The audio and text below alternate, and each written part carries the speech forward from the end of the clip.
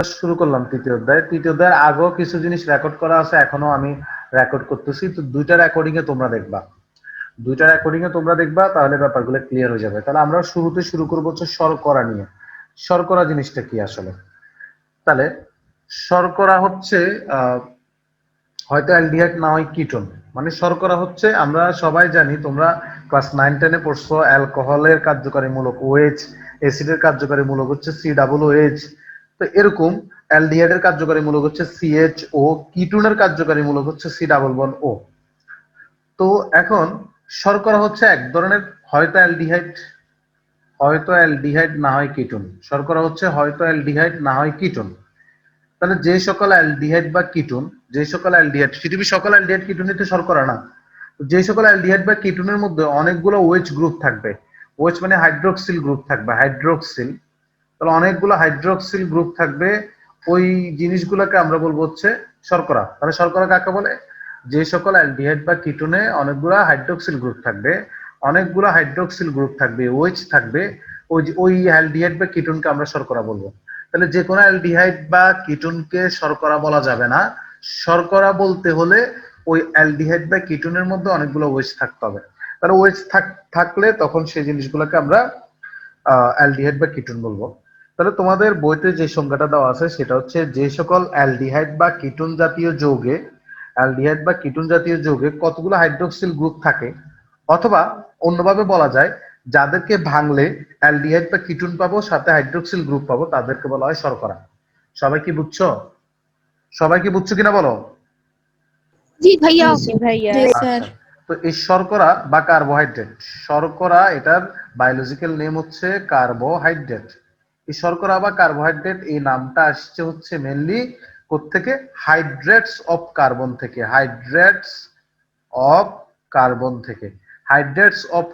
থেকে। এই কার্বোহাইড্রেট শব্দটা আসছে। তো হাইড্রেটস অফ কার্বন মানে হচ্ছে কি?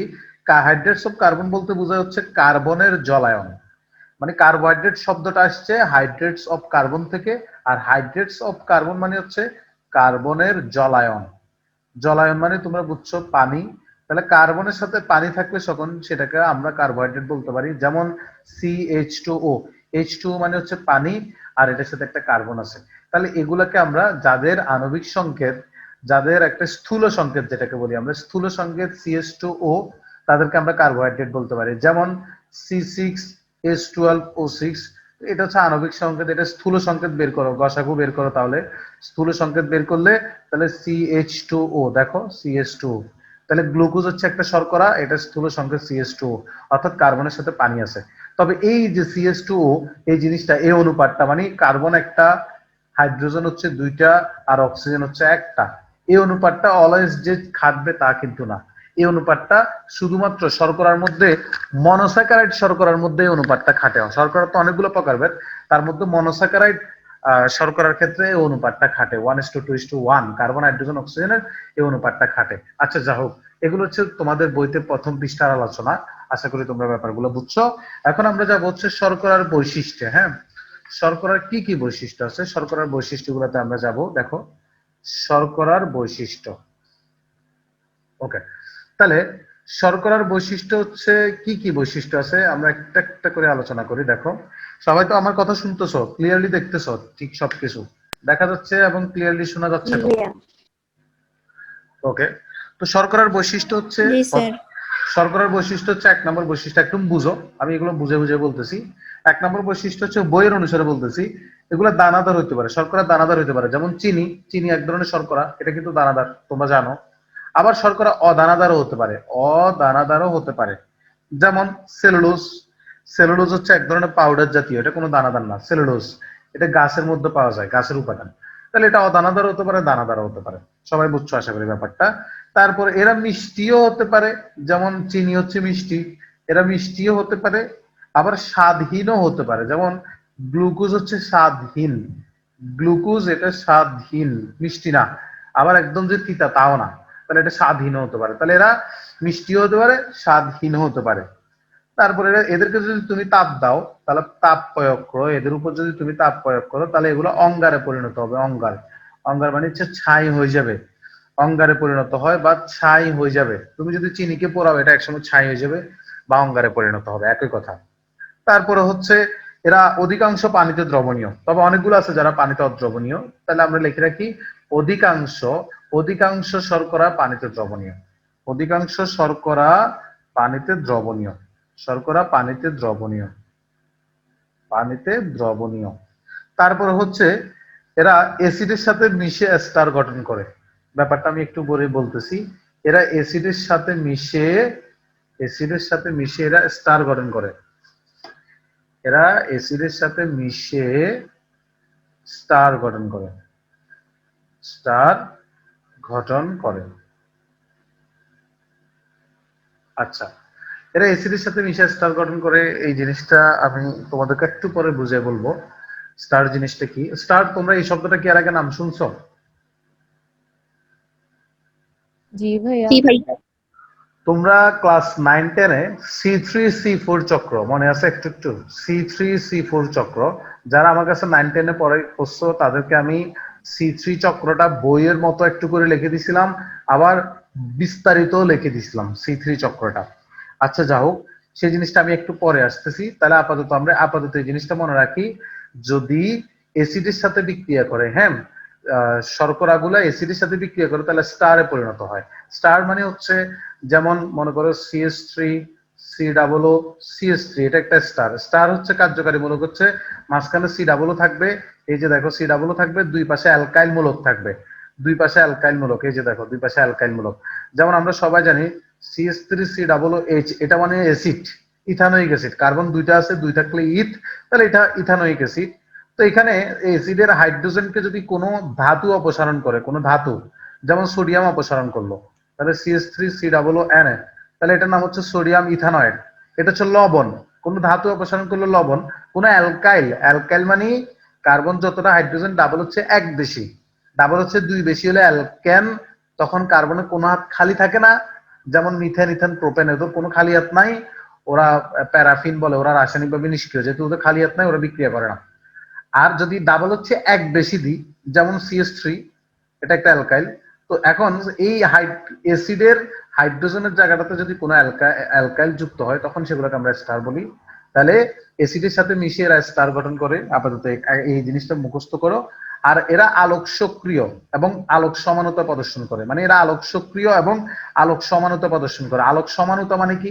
সমানতা মানে তোমরা সবাই জানো, আণবিক সংকেত একই, গাঠনিক সংকেত ভিন্ন। যেমন C6H12O6, এটা হচ্ছে গ্লুকোজের সংকেত, আবার ফ্রুক্টোজের সংকেত। শুধু গ্লুকোজের মধ্যে থাকে অ্যালডিহাইড মূলক, আর ফ্রুক্টোজের মধ্যে থাকে কিটোন মূলক। তাহলে তোমরা সবাই জানো এটা দুইটা সমাণু, গ্লুকোজ এবং ফ্রুক্টোজ সমাণু, আণবিক সংকেত একই কিন্তু গাঠনিক সংকেত ভিন্ন। তো এখন আমরা যদি মানে শর্করাগুলার গাঠনিক সংকেত লিখে এগুলার সামনে একটা আয়না ধরি, আমরা জানি কোনো কিছুকে আয়নার সামনে রাখলে, মিররের সামনে রাখলে ওই জিনিসটা উল্টায় যায়। যেমন তাপ, এই শব্দটা যদি আমি এখানে আয়নার সামনে রাখি, তাহলে পটা আগে চলে আসবে, তটা পরে যাবে, পতা হয়ে যাবে। তাহলে এরকম যদি একটা শর্করার গাঠনিক সংকেত লিখে এটাকে মানে আলো মিররের সামনে রাখি, তাহলে সেই সংকেতটা একটু উল্টি যাবে। তো সংকেতটা যখন উল্টি যায়, তখন নামও কিন্তু চেঞ্জ হয়ে যায়। এই জন্য এদেরকে বলা আলোক সমানতা দেখায়। সেই জিনিসটা আমরা একটু পরে জানবো। ওদের সংকেত যখন দেখবো, তখন আমরা একটু পরেই দেখবো যে ওদেরকে কোনো কিছু চেঞ্জ করে ফেললে, এদিকের মৌলগুলোকে এদিকে নিয়ে আসলে, এদিকের মৌলগুলোকে ওইদিকে নিয়ে গেলে, তখন এদের নাম চেঞ্জ হয়ে যায়। সেটা আমরা একটু পরে দেখবো। তার মানে এগুলোকে বলা আলোক সমানতা। তাহলে আলোক সমানতা, মনে করো এই কার্বনের এক হাতে আছে এ, এক হাতে আছে বি, এক হাতে আছে সি, এক হাতে আছে ডি, এক হাতে আছে ডি। তাহলে ABCD। এখন আমি যদি এটাকে আয়নার সামনে ধরি, তাহলে এই AB গুলো চলে আসবে এই পাশে, CD গুলো চলে যাবে ওই পাশে। তাহলে মনে করো এই যৌগটার নাম হচ্ছে মনে করো X। আমি এটাকে আয়নার সামনে ধরলে AB গুলো এই পাশে লিখলে, CD গুলো ওই পাশে লিখলে, তখন এটার নাম হয়ে যাবে Y। মনে করো এটা অন্য একটা নাম হয়ে যাবে। তাহলে সবকিছু সেমই আছে, শুধু এই পাশের জিনিসগুলো ওই পাশে চলে গেছে, তখন কিন্তু নামও চেঞ্জ হয়ে গেছে। তার মানে এটা একটা মৌল থেকে, একটা যৌগ থেকে আরেকটা যৌগতে কনভার্ট হচ্ছে। তাহলে এটা আর যে যৌগটা তৈরি হবে এটার সাথে, এটাকে আয়নার সামনে ধরলে অন্য যে যৌগটা তৈরি হবে একটা আরেকটা সমাণু, এবং এদের আণবিক সংকেত একই থাকবে, জাস্ট গাঠনিক সংকেত একটু ভিন্ন হবে। তাহলে এই জিনিসগুলো হচ্ছে আমাদের শর্করার বৈশিষ্ট্য, আমরা সবাই পারবো। শর্করার বৈশিষ্ট্য লাস্টের দুটো পয়েন্ট ভাইয়া, বুঝিনি লাস্টের দুটো পয়েন্ট। পরে রেকর্ড দেখে নিও। আচ্ছা, এখন আসো, আর লাস্টের যে দুইটা পয়েন্ট, সেই দুইটা পয়েন্ট আমরা সংকেত যখন শিখবো তখন আমি আবার এই জিনিসগুলো বলবো। এবার আসো, চিন্তা কার্বোহাইড্রেটের কাজ। কার্বোহাইড্রেটের ভূমিকা অথবা কাজ, এই জিনিসগুলা কিন্তু অনেকগুলো ভূমিকা আছে, তার মধ্যে কিছু ভূমিকা ভালোভাবে মুখস্থ রাখতে হবে। তাহলে কার্বোহাইড্রেটের কি কি ভূমিকা আছে? প্রথম হচ্ছে আমরা যত কিছুই খাই না কেন আমাদের কিন্তু শর্করা খাইতেই হয়। তুমি যত কিছুই খাও না কেন, ভাত না খাইলে রুটি না খাইলে দেখবা যে তুমি শরীরে তেমন শক্তি পাচ্ছ না। তাহলে আমাদের শক্তির প্রধান উৎস হচ্ছে শর্করা। তাহলে শক্তির উৎস হিসেবে কাজ করে শর্করা। তাহলে শর্করা হচ্ছে শক্তির প্রধান উৎস। তাহলে শক্তির প্রধান উৎস, এটা হচ্ছে শক্তির মেন উৎস। এক নাম্বার, এটা হচ্ছে জীবদের শক্তির প্রধান উৎস। তারপরে হচ্ছে এটা উদ্ভিদের মধ্যে আচ্ছা আগে আমি প্রাণীদের কিছু কথা বলে ফেলি, তারপর উদ্ভিদের। আচ্ছা, তোমাদের বইতে যে সিরিয়ালটা আছে আমি সিরিয়ালটাই মেনটেন করি। তো তোমাদের বইতে 1 নম্বরে দেওয়া আছে শক্তির উৎস, এটা মনে রাখবা। তারপরে 2 নম্বরে দেওয়া আছে সাপোর্টিং টিস্যুর গাঠনিক উপাদান। ব্যাপারটা বুঝাই বলতেছি, মনোযোগ সহকারে বুঝিও। সাপোর্টিং টিস্যুর গাঠনিক উপাদান, সাপোর্টিং টিস্যুর গাঠনিক উপাদান হিসেবে কাজ করে। এই ব্যাপারটা মানে কি? ব্যাপারটা হচ্ছে আমি যখন তোমাদেরকে 9-10-এ যারা আমার কাছে ক্লাস করছো, তোমাদেরকে যখন আমি প্যারেনকাইমা, কোলেনকাইমা, স্ক্লেরেনকাইমা পড়াইতাম, প্যারেনকাইমা, তারপর হচ্ছে কোলেনকাইমা, তারপর হচ্ছে স্ক্লেরেনকাইমা, তখন আমি একটা কথাই বলতাম, সবগুলো বৈশিষ্ট্য একসাথে মুখস্থ করাইতাম। আমি জাস্ট বলতাম প্যারেনকাইমার কোষ প্রাচীর, এই কোষগুলোর কোষ প্রাচীর সেলুলোজ দিয়ে তৈরি। কোলেনকাইমার কোষগুলোর কোষ প্রাচীর সেলুলোজ এবং কোনায় কোনায় প্যাকটিন থাকে, সেলুলোজ এবং প্যাকটিন দিয়ে তৈরি। আর স্ক্লেরেনকাইমা কোষগুলোর কোষ প্রাচীর লিগনিন দিয়ে তৈরি।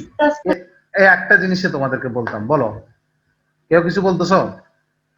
আচ্ছা, তাহলে প্যারেনকাইমা, কোলেনকাইমা, স্ক্লেরেনকাইমা এগুলো হচ্ছে কতগুলো উদ্ভিদের টিস্যু। প্যারেনকাইমার কোষ প্রাচীর সেলুলোজ, কোলেনকাইমার কোষ প্রাচীর মেনলি সেলুলোজ। এই দেখো মেনলি সেলুলোজ দিয়ে তৈরি, তবে কোনায় প্যাকটিন জমা হয়, কোনায় কোনায় প্যাকটিন জমা হয়। আর স্ক্লেরেনকাইমার কোষ প্রাচীর লিগনিন দিয়ে তৈরি, দেখো এই লিগনিন দিয়ে তৈরি। আর এটার কোষ প্রাচীর সেলুলোজ। তো সেলুলোজ দিয়ে তৈরি হলে কোষগুলো জীবিত হয়, কোষ প্রাচীর পাতলা হয়, প্রোটোপ্লাজম থাকে। তাহলে এই দেখো সেলুলোজ দিয়ে তৈরি হলে কোষ প্রাচীর পাতলা হচ্ছে, কিন্তু লিগনিন দিয়ে তৈরি হলে কোষগুলো মৃত হয়। পরবর্তীতে কোষগুলো প্রোটোপ্লাজম শুকায়, কোষগুলো মৃত হয়, আর কোষ প্রাচীরটা পুরু হয়, কোষ প্রাচীরটা পুরু হয়। আর আমরা জানি স্ক্লেরেনকাইমা কোষগুলো মৃত কোষ। এই মৃত কোষগুলোর প্রধান কাজ হচ্ছে উদ্ভিদের দৃঢ়তা প্রদান, উদ্ভিদের দৃঢ়তা প্রদান, উদ্ভিদের দৃঢ়তা প্রদান করা।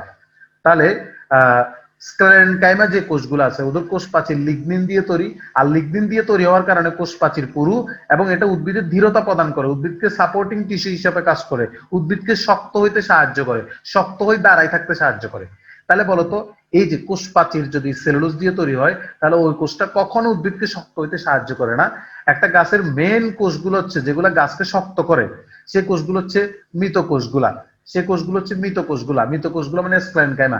কেন এই কোষগুলা, কেন এটা গাছটাকে শক্ত হইতে সাহায্য করে? কারণ এই কোষগুলা লিগনিন দিয়ে তৈরি, এই কোষগুলোর প্রাচীর লিগনিন দিয়ে তৈরি। আর লিগনিন হচ্ছে এক ধরনের শর্করা।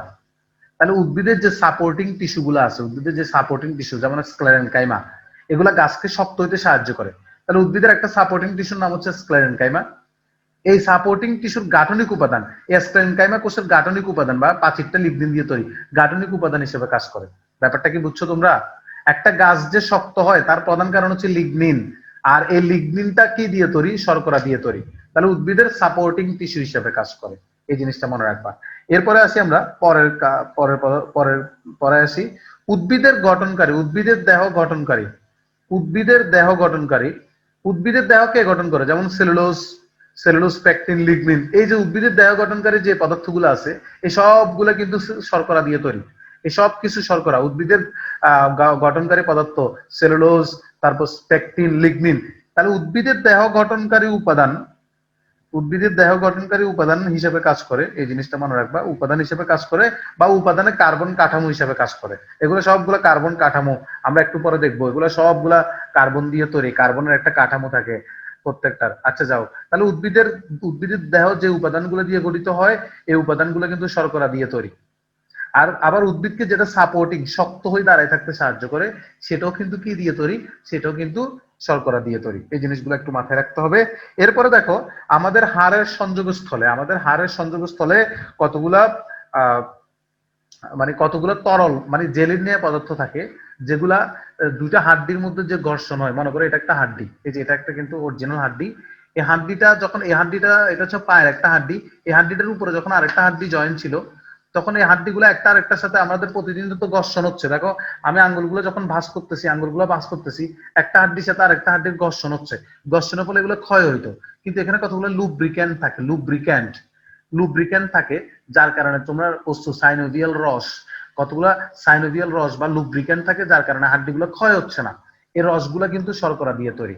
তাহলে সেটা হচ্ছে আমরা বলতে পারি এটা হচ্ছে হাড্ডির সংযোগস্থলে লুব্রিক্যান্ট হিসেবে কাজ করে।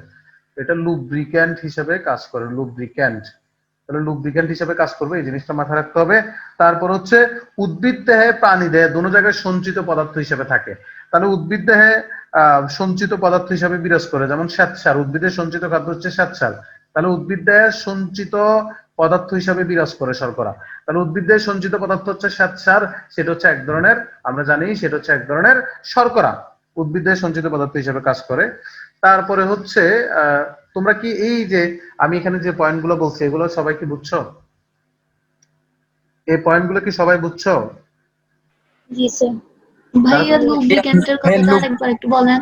লুব্রিক্যান্ট হচ্ছে দুইটা হাড্ডির সংযোগস্থলে, আমাদের যে হাড্ডিগুলো আছে হাড্ডিগুলোর সংযোগস্থলে, মনে করো এটা একটা হাড্ডি, এটা হচ্ছে পায়ের নিচের হাড্ডি, মানে এটা হচ্ছে আমাদের টিবিয়া হাড্ডিটা, হাঁটুর নিচের হাড্ডিটা। তো এটার উপরে তো কি থাকবে? ফিমার।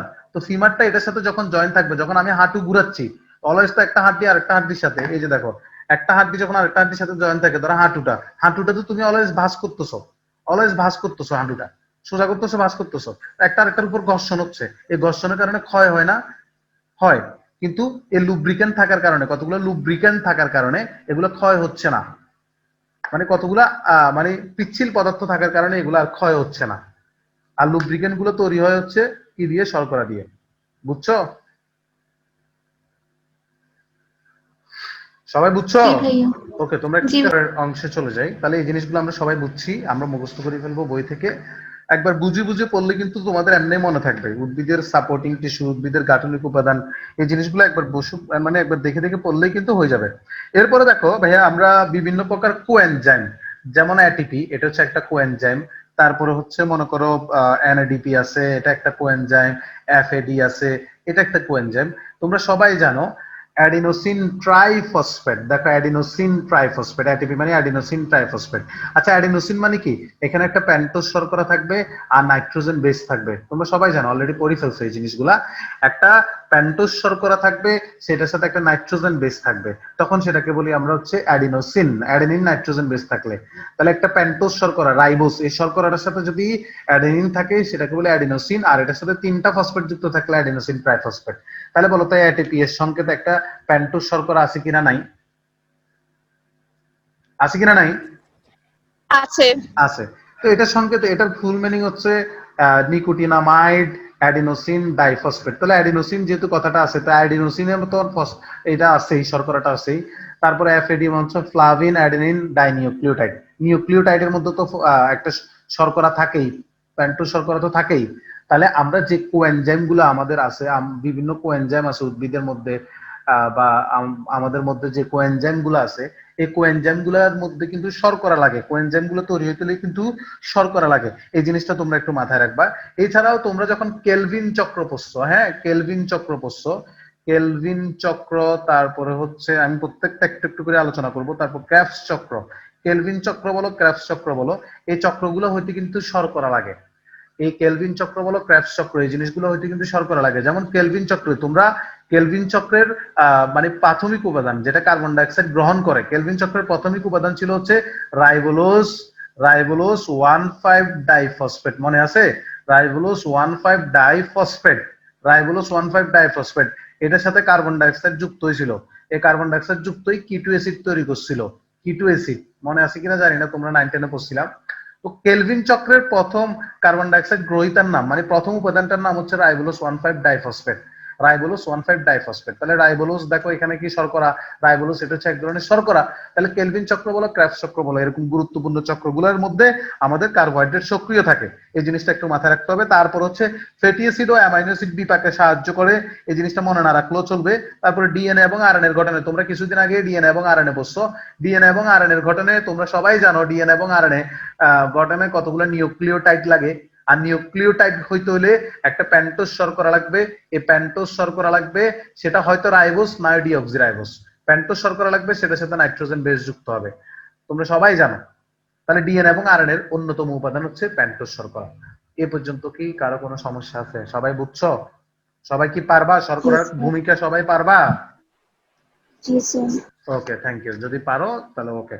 তাহলে আমরা শর্করার বৈশিষ্ট্য পড়বো, তারপর শর্করার ভূমিকা পড়বো, তারপরে হচ্ছে আমরা এখন কার্বোহাইড্রেট বা শর্করার শ্রেণী বিভাগে চলে যাব। শর্করার শ্রেণী বিভাগে চলে যাব, সবাই একটু খেয়াল করো। শর্করার শ্রেণী বিভাগ। তো শর্করার শ্রেণী বিভাগ অনেকগুলো আছে, তার উপর প্রথমে যে শ্রেণী বিভাগটা আছে তোমাদের বইতে, সেটা হচ্ছে স্বাদের উপর ভিত্তি করে। তাহলে স্বাদের উপর ভিত্তি করে, স্বাদের উপর ভিত্তি করে, স্বাদের উপর ভিত্তি করে হচ্ছে শ্রেণী বিভাগ শর্করা হচ্ছে দুই প্রকার। একটা হচ্ছে আমরা বলতে পারি দুই প্রকার, একটা হচ্ছে সুগার, একটা হচ্ছে সুগার বলতে পারি, আর একটা হচ্ছে নন সুগার। একটা হচ্ছে সুগার আর একটা হচ্ছে নন সুগার। দেখো, নন সুগার। তাহলে সুগার এবং নন সুগার তোমরা বুঝতেছই, যেটা সুগার সেটা হচ্ছে স্বাদযুক্ত, মানে সেটা হচ্ছে মিষ্টি স্বাদযুক্ত হবে, দানাদার হবে, মিষ্টি প্লাস দানাদার হবে, মিষ্টি প্লাস দানাদার। আর যেটা নন সুগার তাহলে সেটা মিষ্টি হবে না, তার মানে সেটা মিষ্টি নয়, তাহলে এটা হচ্ছে মিষ্টি নয় এবং অদানাদার, অদানাদার, অদানাদার। তাহলে এটার উদাহরণ কি? যেগুলো হচ্ছে মিষ্টি এবং দানাদার, এটার উদাহরণ হচ্ছে তোমরা সবাই লিখতে পারো, এগুলো হচ্ছে সুক্রোজ, এগুলো আবার দ্রবণীয় হয়, এগুলো আবার দ্রবণীয় হয়। তাহলে এটা হচ্ছে সুক্রোজ, সুক্রোজ মানে চিনি, উদাহরণ হচ্ছে সুক্রোজ। আর এটার উদাহরণ হচ্ছে স্টার্চ লিখতে পারো, তারপর সেলুলোজ লিখতে পারো, স্টার্চ, সেলুলোজ। এগুলো হচ্ছে স্বাদহীন বা নন সুগার এবং অদানাদার, এগুলো হচ্ছে অদানাদার, মিষ্টি নয়, অদানাদার এবং অদ্রবণীয়। আচ্ছা, এই এই যে স্বাদের উপর ভিত্তি করে, এটা নর্মাল একটা প্রকারভেদ, একবার রিডিং করলেই পারবা। সবচেয়ে ইম্পর্টেন্ট হচ্ছে এখানে যে জিনিসটা বলবো, রাসায়নিক রাসায়নিক গঠন অনুসারে। তাহলে রাসায়নিক ঘটন অনুসারে, রাসায়নিক ঘটন অনুসারে হচ্ছে শর্করা প্রধানত চার প্রকার। একটা হচ্ছে মনোস্যাকারাইড, খেয়াল করো আজকে আমরা মনোস্যাকারাইডটা পুরোটা শেষ করে ফেলবো। একটা হচ্ছে মনোস্যাকারাইড, একটা হচ্ছে ডাইস্যাকারাইড, দেখো একটা হচ্ছে মনোস্যাকারাইড, একটা হচ্ছে ডাইস্যাকারাইড, আর একটা হচ্ছে এলিগোস্যাকারাইড, এলিগোস্যাকারাইড, এলিগোস্যাকারাইড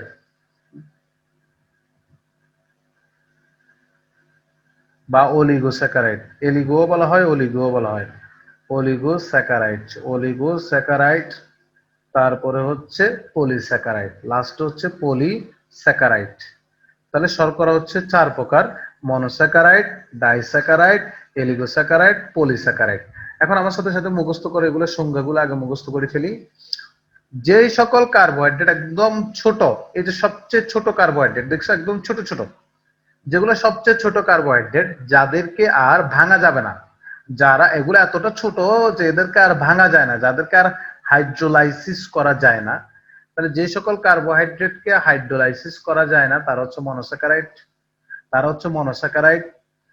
আর এই মনোস্যাকারাইড গুলা যুক্ত হয়ে এই যে বাকি শর্করা গুলা তৈরি করে, বাকি শর্করা গুলা তৈরি হয় মনোস্যাকারাইড দিয়ে। তাহলে যে সকল কার্বোহাইড্রেটকে আর হাইড্রোলাইসিস করা যায় না তারা হচ্ছে মনোস্যাকারাইড, যেমন গ্লুকোজ, যেমন গ্লুকোজ, যেমন ফ্রুক্টোজ। ওদেরকে কিন্তু আর ভাঙা যাবে না, ওদেরকে ভাঙলে সেগুলা শর্করা থাকবে না, সেগুলা অ্যালকোহল হয়ে যাবে। তাহলে মনোস্যাকারাইড মানে যে সকল কার্বোহাইড্রেটকে হাইড্রোলাইসিস করলে আর কোনো শর্করা পাওয়া যায় না, সেগুলাকে বলা হয় মনোস্যাকারাইড, অর্থাৎ যাদেরকে আর হাইড্রোলাইসিস করা যাবে না। আচ্ছা, আর এই মনোস্যাকারাইড গুলা বাকি শর্করা গুলোর জন্য মনোমার হিসেবে কাজ করে। যেমন ডাইস্যাকারাইড মানে হচ্ছে যারা দুইটা মনোস্যাকারাইড দিয়ে গঠিত, তাহলে যেমন দুইটা মনোস্যাকারাইড যদি যুক্ত হয় তাহলে সেটা ডাইস্যাকারাইড। যেমন সুক্রোজ, যেমন সুক্রোজ, এই সুক্রোজটা কেমনে গঠিত হয়? একটা গ্লুকোজ আর একটা ফ্রুক্টোজ যুক্ত হয়ে, একটা গ্লুকোজ আর একটা ফ্রুক্টোজ যদি যুক্ত হয় তখন সেটাকে আমরা সুক্রোজ বলি। তাহলে সুক্রোজের মধ্যে দুইটা মনোস্যাকারাইড থাকে, তাহলে সংজ্ঞাটা দুই ভাবে লেখা যায়। তাহলে দুইটা মনোস্যাকারাইড দিয়ে তৈরি হয় ডাইস্যাকারাইড, অথবা যে শর্করাটাকে হাইড্রোলাইসিস করলে, যেটাকে ভাঙলে দুইটা মনোস্যাকারাইড পাওয়া যায়। এলিগোস্যাকারাইড মানে যেগুলা তিন থেকে সর্বনিম্ন তিনটা মনোস্যাকারাইড, সর্বনিম্ন তিনটা মনোস্যাকারাইড অথবা 3 থেকে 10টা মনোস্যাকারাইড, 3 থেকে 10টা মনোস্যাকারাইড দিয়ে যে শর্করাটা গঠিত সেগুলো হচ্ছে অলিগোস্যাকারাইড। যেমন র্যাফিনোজ, যেমন উদাহরণ হচ্ছে র্যাফিনোজ, এটাকে যদি তুমি ভাঙো একটা গ্লুকোজ পাবা, একটা ফ্রুক্টোজ পাবা, একটা গ্যালাক্টোজ পাবা, এই তিনটাই মনোস্যাকারাইড। তাহলে তিনটা মনোস্যাকারাইড মিলে এটা গঠিত হয়েছে। তাহলে তিনটা, চারটা, পাঁচটা, ছয়টা, সাতটা, আটটা, নয়টা, 10টা, 3 থেকে 10টা মনোস্যাকারাইড দিয়ে যদি কোনো শর্করা তৈরি হয় তখন সেটাকে বলে এলিগোস্যাকারাইড। তাহলে এটা সংজ্ঞাটা কিভাবে লিখবো? যে শর্করাকে হাইড্রোলাইসিস করলে 3 থেকে 10টি মনোস্যাকারাইড পাবো। আর পলিগোস্যাকারাইড হচ্ছে 10 থেকে শুরু করে 10-এর বেশি, 10 থেকে শুরু করে অসীম পর্যন্ত। তাহলে 10-এর বেশি, তাহলে 10 থেকে শুরু করে অসীম পর্যন্ত, 10-এর বেশি থেকে শুরু করে, তাহলে 10-এর বেশি থেকে শুরু করে অসীম পর্যন্ত মনোস্যাকারাইড যুক্ত হয়ে যে শর্করাটা তৈরি করে সেটা পলিস্যাকারাইড। উদাহরণ হচ্ছে স্টার্চ। এটাকে ভাঙলে একদম সর্বনিম্ন 1200 থেকে, মনে করো 1200 থেকে একদম 6-7 লাখ গ্লুকোজ পাই। তাহলে 10-এর বেশি মনোস্যাকারাইড যুক্ত হয়ে যে শর্করাটা তৈরি করে সেটা পলিস্যাকারাইড।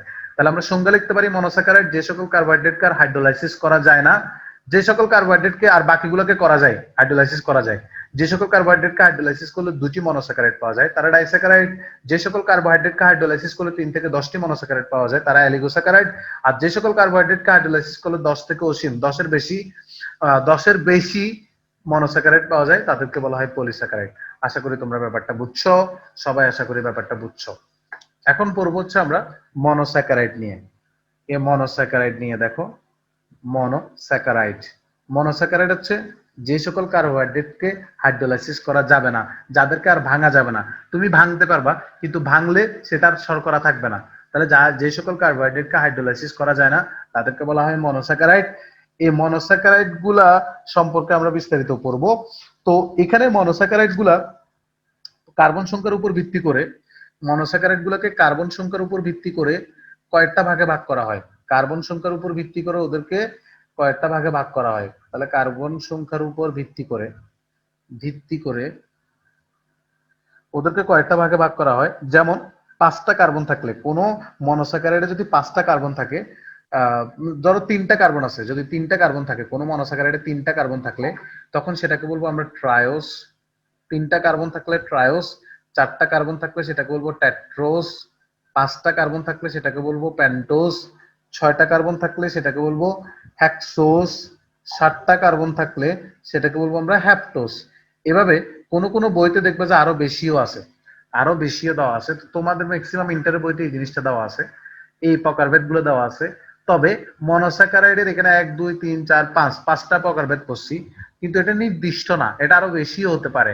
এই জন্য কার্বন সংখ্যার উপর ভিত্তি করে নির্দিষ্ট সংখ্যা না লিখে তোমরা বলবা কার্বন সংখ্যার উপর ভিত্তি করে মনোস্যাকারাইডকে কয়েকটি ভাগে ভাগ করা হয়। তাহলে কার্বন সংখ্যার উপর ভিত্তি করে মনোস্যাকারাইডকে কয়েকটি ভাগে ভাগ করা হয়, এই জিনিসটা লিখবা।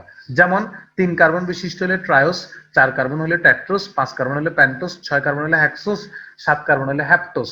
তোমরা আমাকে একটা প্রশ্নের আনসার দাও, এই যে মনোস্যাকারাইড, এই মনোস্যাকারাইড গুলাকে, এইগুলা যে মনোস্যাকারাইডের প্রকারভেদ, এগুলা কি কাউকে কি ভাঙা যাবে? এগুলা কি ভাঙা যাবে কখনো? না এগুলাকে হাইড্রোলাইসিস করা যাবে না। তো মনোস্যাকারাইডটা একটা সংকেত ফলো করে, সেটা হচ্ছে CH2O। এই সংকেতটা ফলো করে, অর্থাৎ কার্বন যতটা থাকবে হাইড্রোজেন তার চেয়ে 2 বেশি আর অক্সিজেন 1, মানে 1:2:1 এই অনুপাতটা ফলো করে। এই অনুপাতটা একমাত্র ফলো করে হচ্ছে মনোস্যাকারাইড, যেটাকে বলা হয় কার্বনের জলায়ন, মানে কার্বনের সাথে জল থাকবে, আর যেটাকে বা বায়োলজির ভাষায় এটাকে বলা হয় হাইড্রেটস অফ কার্বন। আচ্ছা, তো ট্রায়োসের সংকেত কি হবে? তাহলে 3টা কার্বন থাকবে, তাহলে C3 হলে H কয়টা হবে বলতো? C3 হলে H কয়টা হবে? 6টা। তাহলে O কয়টা হবে বলতো? 3টা। টেট্রোস, তাহলে C4H8O4। পেন্টোস, তাহলে C5H10O5। Hexose, C6H12O6। হ্যাপটোস, C7H14O7। তাহলে এগুলো হচ্ছে মনোস্যাকারাইড। এখন আমরা প্রত্যেকটা সম্পর্কে বিস্তারিত পড়ব। এখানে শুধু পেন্টোজ আর হেক্সোস নিয়ে বিস্তারিত পড়তে হয়, বাকিগুলো শুধু সংকেত শিখে ছাড়ে দিলেই হয়। তো তাহলে দেখো, triose C3H6O3, টেট্রোস C4H8O4, pentose C5H10O5, এগুলা। তা এখন আমরা শুরুতেই পড়ছিলাম শর্করাগুলা সাধারণত হয়তো অ্যালডিহাইড না হয় কিটোন, তাহলে দেখো এই ট্রায়োস, আচ্ছা হেক্সোসের উদাহরণটা দিই, C6H12O6, তাহলে এগুলো হচ্ছে হেক্সোস মনোস্যাকারাইড। তো হেক্সোস মনোস্যাকারাইড কে কে আছে? যেমন গ্লুকোজ, এটার সংকেত C6H12O6, আবার মনে করো ফ্রুকটোজ, এটার সংকেত C6H12O6। তোমরা কি ভাইয়ের কথা বুঝছো? তাহলে আমি যদি বলি যে হ্যাক্সোজ কি, তুমি বলবো যে এক ধরনের মনোস্যাকারাইড। আমি বলি যে হ্যাক্সোজের দুটো উদাহরণ বলো, তো বলবো যে গ্লুকোজ এবং ফ্রুকটোজ। তো এদের আণবিক সংকেত কি, এদের কমন সংকেত কি? C6H12O6। এদের আণবিক সংকেত এটা, কিন্তু গাঠনিক সংকেত ভিন্ন। গ্লুকোজে থাকে অ্যালডিহাইড মূলক আর ফ্রুকটোজে থাকে কিটোন মূলক, ফ্রুকটোজে থাকে কিটোন মূলক। অর্থাৎ গ্লুকোজ এবং ফ্রুকটোজ এই দুটার আণবিক সংকেত একই, কিন্তু গাঠনিক সংকেত ভিন্ন। একটাতে অ্যালডিহাইড মূলক থাকে আর একটাতে থাকে কিটোন মূলক। তোমরা কি আমার কথাটা বুঝছো? Yes, sir. আচ্ছা, প্যান্টোজের উদাহরণ কি? প্যান্টোজের উদাহরণ হচ্ছে রাইবোস, একটা হচ্ছে রাইবোস আর একটা হচ্ছে রাইবোলোজ। রাইবোস আর একটা হচ্ছে রাইবোলোজ। রাইবোস এবং রাইবোলোজ দুটোটার সংকেতই, রাইবোস এবং রাইবোলোজ দুটোটার সংকেতই C5H10O5, C5H10O5। কিন্তু রাইবোজে অ্যালডিহাইড মূলক থাকে, রাইবোজে থাকে অ্যালডিহাইড মূলক, আর রাইবোলোজে থাকে কিটোন মূলক। রাইবোলোজে থাকে কিটোন মূলক, রাইবোলোজে থাকে কিটোন মূলক। এবার আসো ট্যাট্রোজ। এই ট্যাট্রোজের উদাহরণ কি? ট্যাট্রোজের উদাহরণ হচ্ছে ইরিথ্রোস, ইরিথ্রোস, ইরিথ্রোলোজ। ইরিথ্রোস আর ইরিথ্রোলোজ এই দুজনের সংকেতই একই, কিন্তু প্রথমটাতে অ্যালডিহাইড, দ্বিতীয়টাতে কিটোনমূলক থাকে। আমাদের টাইম শেষ হয়ে আসছে, আমরা আবার সবাই রিজয়েন দিব, খুব দ্রুত রিজয়েন। শুরু করলাম তৃতীয় অধ্যায়। তৃতীয় অধ্যায়ের আগেও কিছু জিনিস রেকর্ড করা আছে, এখনো আমি রেকর্ড করতেছি। তো দুইটা রেকর্ডিং এ তোমরা দেখবা, দুইটা রেকর্ডিং এ তোমরা দেখবা, তাহলে ব্যাপারগুলো ক্লিয়ার হয়ে যাবে। তাহলে আমরা শুরুতে শুরু করবো হচ্ছে শর্করা নিয়ে। শর্করা জিনিসটা কি আসলে?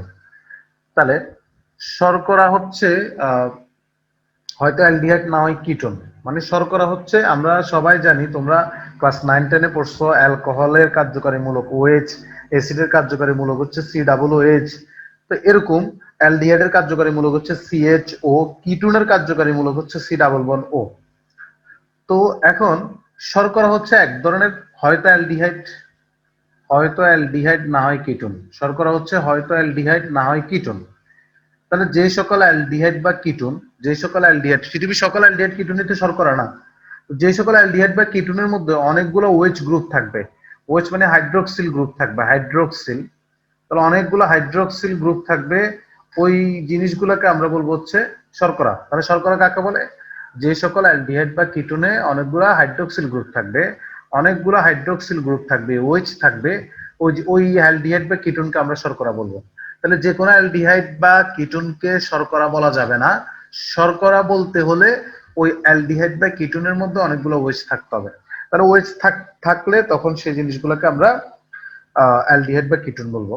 তাহলে তোমাদের বইতে যে সংজ্ঞাটা দেওয়া আছে সেটা হচ্ছে, যে সকল অ্যালডিহাইড বা কিটোন জাতীয় যৌগে, অ্যালডিহাইড বা কিটোন জাতীয় যৌগে কতগুলো হাইড্রোক্সিল গ্রুপ থাকে, অথবা অন্যভাবে বলা যায় যাদেরকে ভাঙলে অ্যালডিহাইড বা কিটোন পাবো, সাথে হাইড্রোক্সিল গ্রুপ পাবো, তাদেরকে বলা হয় শর্করা।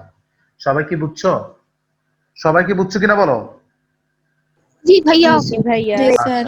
তো এই শর্করা বা কার্বোহাইড্রেট, শর্করা এটার বায়োলজিক্যাল নেম হচ্ছে কার্বোহাইড্রেট। এই শর্করা বা কার্বোহাইড্রেট এই নামটা আসছে হচ্ছে মেনলি কোত্থেকে? হাইড্রেটস অফ কার্বন থেকে, হাইড্রেটস অফ কার্বন থেকে, হাইড্রেটস অফ কার্বন থেকে এই কার্বোহাইড্রেট শব্দটা আসছে। তো হাইড্রেটস অফ কার্বন মানে হচ্ছে কি? হাইড্রেটস অফ কার্বন বলতে বোঝা হচ্ছে কার্বনের জলায়ন। মানে কার্বোহাইড্রেট শব্দটা আসছে হাইড্রেটস অফ কার্বন থেকে, আর হাইড্রেটস অফ কার্বন মানে হচ্ছে কার্বনের জলায়ন। জলায়ন মানে তোমরা বুঝছো পানি। তাহলে কার্বনের সাথে পানি থাকলে তখন সেটাকে আমরা কার্বোহাইড্রেট বলতে পারি। যেমন CH2O, H2O মানে হচ্ছে পানি, আর এটার সাথে একটা কার্বন আছে। তাহলে এগুলাকে আমরা, যাদের আণবিক সংকেত, যাদের একটা স্থূল সংকেত যেটাকে বলি আমরা, স্থূল সংকেত CH2O, তাদেরকে আমরা কার্বোহাইড্রেট বলতে পারি। যেমন C6H12O6, এটা হচ্ছে আণবিক সংকেত। এটা স্থূল সংকেত বের করো, গসাগু বের করো, তাহলে স্থূল সংকেত বের করলে তাহলে CH2O, দেখো CH2O। তাহলে গ্লুকোজ হচ্ছে একটা শর্করা, এটা স্থূল সংকেত CH2O, অর্থাৎ কার্বনের সাথে পানি আছে। তবে এই যে CH2O, এই জিনিসটা, এই অনুপাতটা, মানে কার্বন একটা, হাইড্রোজেন হচ্ছে দুইটা, আর অক্সিজেন হচ্ছে একটা, এই অনুপাতটা অলওয়েজ যে খাটবে তা কিন্তু না।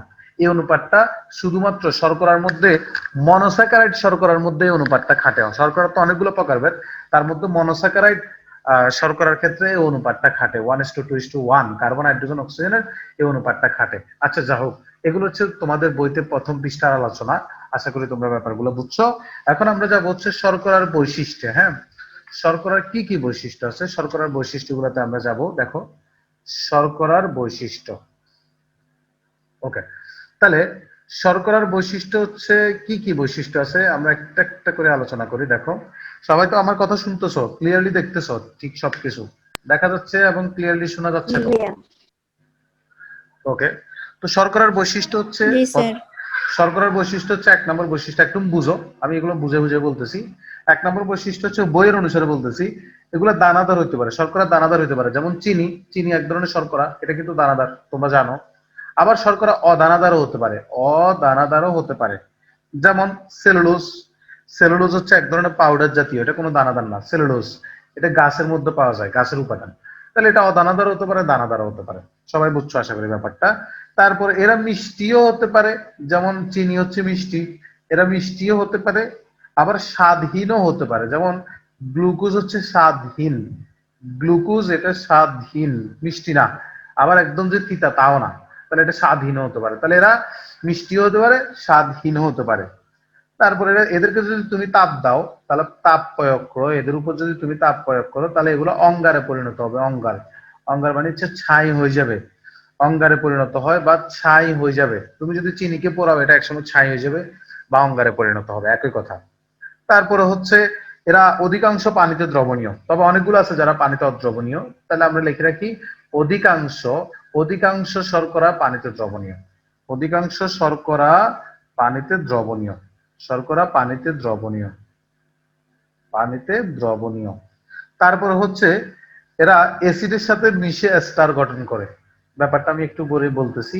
এরা অ্যাসিডের সাথে মিশে, অ্যাসিডের সাথে মিশে এরা স্টার গঠন করে, এরা অ্যাসিডের সাথে মিশে স্টার গঠন করে, স্টার গঠন করে। আচ্ছা, এরা অ্যাসিডের সাথে মিশে স্টার গঠন করে, এই জিনিসটা আমি তোমাদেরকে একটু পরে বুঝে বলবো স্টার জিনিসটা কি। স্টার, তোমরা এই শব্দটা কি এর আগে নাম শুনছো? जी भैया। জি ভাইয়া। তোমরা ক্লাস 9-10-এ C3C4 চক্র মনে আছে একটু একটু? C3C4 চক্র, যারা আমার কাছে 9-10-এ পড়ে পড়ছো তাদেরকে আমি C3 চক্রটা বইয়ের মতো একটু করে লিখে দিছিলাম, আবার বিস্তারিত লিখে দিছিলাম C3 চক্রটা। আচ্ছা যা হোক, সেই জিনিসটা আমি একটু পরে আসতেছি। তাহলে আপাতত আমরা আপাতত এই জিনিসটা মনে রাখি, যদি অ্যাসিডের সাথে বিক্রিয়া করে, হ্যাঁ, শর্করা গুলা অ্যাসিডের সাথে বিক্রিয়া করে, তাহলে স্টারে পরিণত হয়। স্টার মানে হচ্ছে, যেমন মনে করো CH3 COO CH3, এটা একটা স্টার। স্টার হচ্ছে কার্যকারী মূলক, হচ্ছে মাঝখানে COO থাকবে, এই যে দেখো COO থাকবে, দুই পাশে অ্যালকাইল মূলক থাকবে, দুই পাশে অ্যালকাইল মূলক, এই যে দেখো দুই পাশে অ্যালকাইল মূলক। যেমন আমরা সবাই জানি CH3COOH, এটা মানে অ্যাসিড, ইথানোয়িক অ্যাসিড। কার্বন দুইটা আছে, দুই থাকলে ইথ, তাহলে এটা ইথানোয়িক অ্যাসিড। তো এখানে অ্যাসিডের হাইড্রোজেনকে যদি কোনো ধাতু অপসারণ করে, কোনো ধাতু, যেমন সোডিয়াম অপসারণ করলো, তাহলে CH3COON, তাহলে এটার নাম হচ্ছে সোডিয়াম ইথানয়েড। এটা হচ্ছে লবণ, কোন ধাতু অপসারণ করলো লবণ। কোন অ্যালকাইল, অ্যালকাইল মানে কার্বন যতটা, হাইড্রোজেন ডাবল হচ্ছে এক বেশি, ডাবল হচ্ছে দুই বেশি হলে অ্যালকেন, তখন কার্বনের কোনো হাত খালি থাকে না। যেমন মিথেন, ইথেন, প্রোপেন, এদের কোনো খালি হাত নাই। ওরা প্যারাফিন বলে, ওরা রাসায়নিকভাবে নিষ্ক্রিয়, যেহেতু ওদের খালি হাত নাই, ওরা বিক্রিয়া করে না। আর যদি ডাবল হচ্ছে এক বেশি দিই, যেমন CH3, এটা একটা অ্যালকাইল। তো এখন এই অ্যাসিডের হাইড্রোজেনের জায়গাটাতে যদি কোনো অ্যালকাইল যুক্ত হয়, তখন সেগুলোকে আমরা স্টার বলি। তাহলে অ্যাসিডের সাথে মিশিয়ে এরা স্টার গঠন করে। আপাতত এই জিনিসটা মুখস্থ করো। আর এরা আলোক সক্রিয় এবং আলোক সমানতা প্রদর্শন করে, মানে এরা আলোক সক্রিয় এবং আলোক সমানতা প্রদর্শন করে। আলোক সমানতা মানে কি?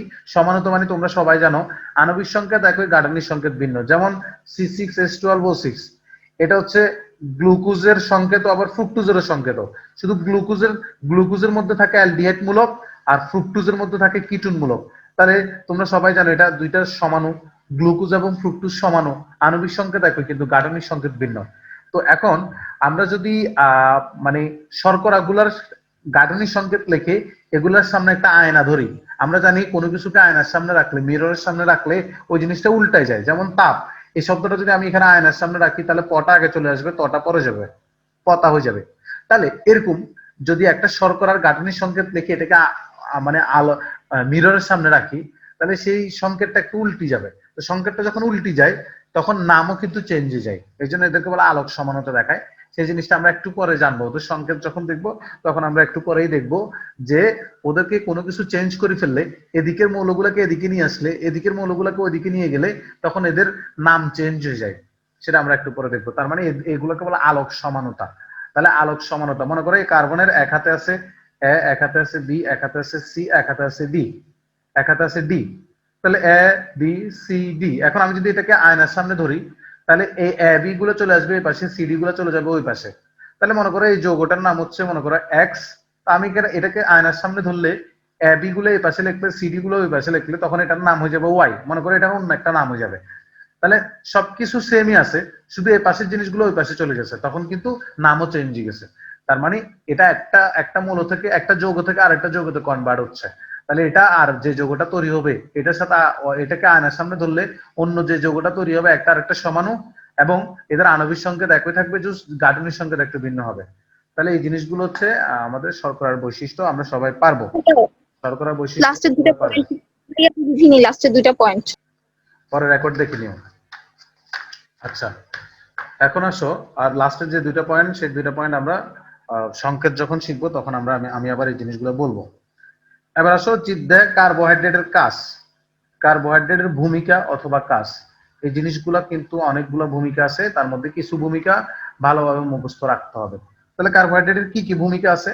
প্রথম হচ্ছে আমরা যত কিছুই খাই না কেন আমাদের কিন্তু শর্করা খাইতেই হয়। তুমি যত কিছুই খাও না কেন, ভাত না খাইলে, রুটি না খাইলে দেখবা যে তুমি শরীরে তেমন শক্তি পাচ্ছ না। তাহলে আমাদের শক্তির প্রধান উৎস হচ্ছে শর্করা। তাহলে শক্তির উৎস হিসেবে কাজ করে শর্করা। তাহলে শর্করা হচ্ছে শক্তির প্রধান উৎস। তাহলে শক্তির প্রধান উৎস, এটা হচ্ছে শক্তির মেন উৎস। এক নাম্বার, এটা হচ্ছে জীবদের শক্তির প্রধান উৎস। তারপরে হচ্ছে এটা উদ্ভিদের মধ্যে আচ্ছা আগে আমি প্রাণীদের কিছু কথা বলে ফেলি, তারপর উদ্ভিদের। আচ্ছা, তোমাদের বইতে যে সিরিয়ালটা আছে আমি সিরিয়ালটাই মেনটেন করি। তো তোমাদের বইতে 1 নম্বরে দেওয়া আছে শক্তির উৎস, এটা মনে রাখবা। তারপরে 2 নম্বরে দেওয়া আছে সাপোর্টিং টিস্যুর গাঠনিক উপাদান। ব্যাপারটা বুঝাই বলতেছি, মনোযোগ সহকারে বুঝিও। সাপোর্টিং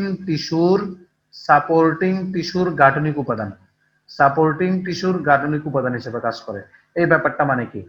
ব্যাপারটা হচ্ছে আমি যখন তোমাদেরকে 9-10 যারা আমার কাছে ক্লাস করছো, তোমাদেরকে যখন আমি প্যারেনকাইমা, কোলেনকাইমা, স্ক্লেরেনকাইমা পড়াইতাম, প্যারেনকাইমা, তারপর হচ্ছে কোলেনকাইমা, তারপর হচ্ছে স্ক্লেরেনকাইমা, তখন আমি একটা কথাই বলতাম, সবগুলো বৈশিষ্ট্য একসাথে মুখস্থ করাইতাম।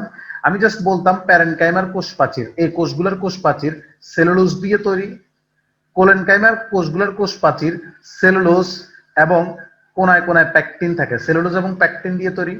আর স্ক্লেরেনকাইমা কোষগুলোর কোষ প্রাচীর লিগনিন দিয়ে তৈরি। এই একটা জিনিসে তোমাদেরকে বলতাম, বলো কেউ কিছু বলতেছো?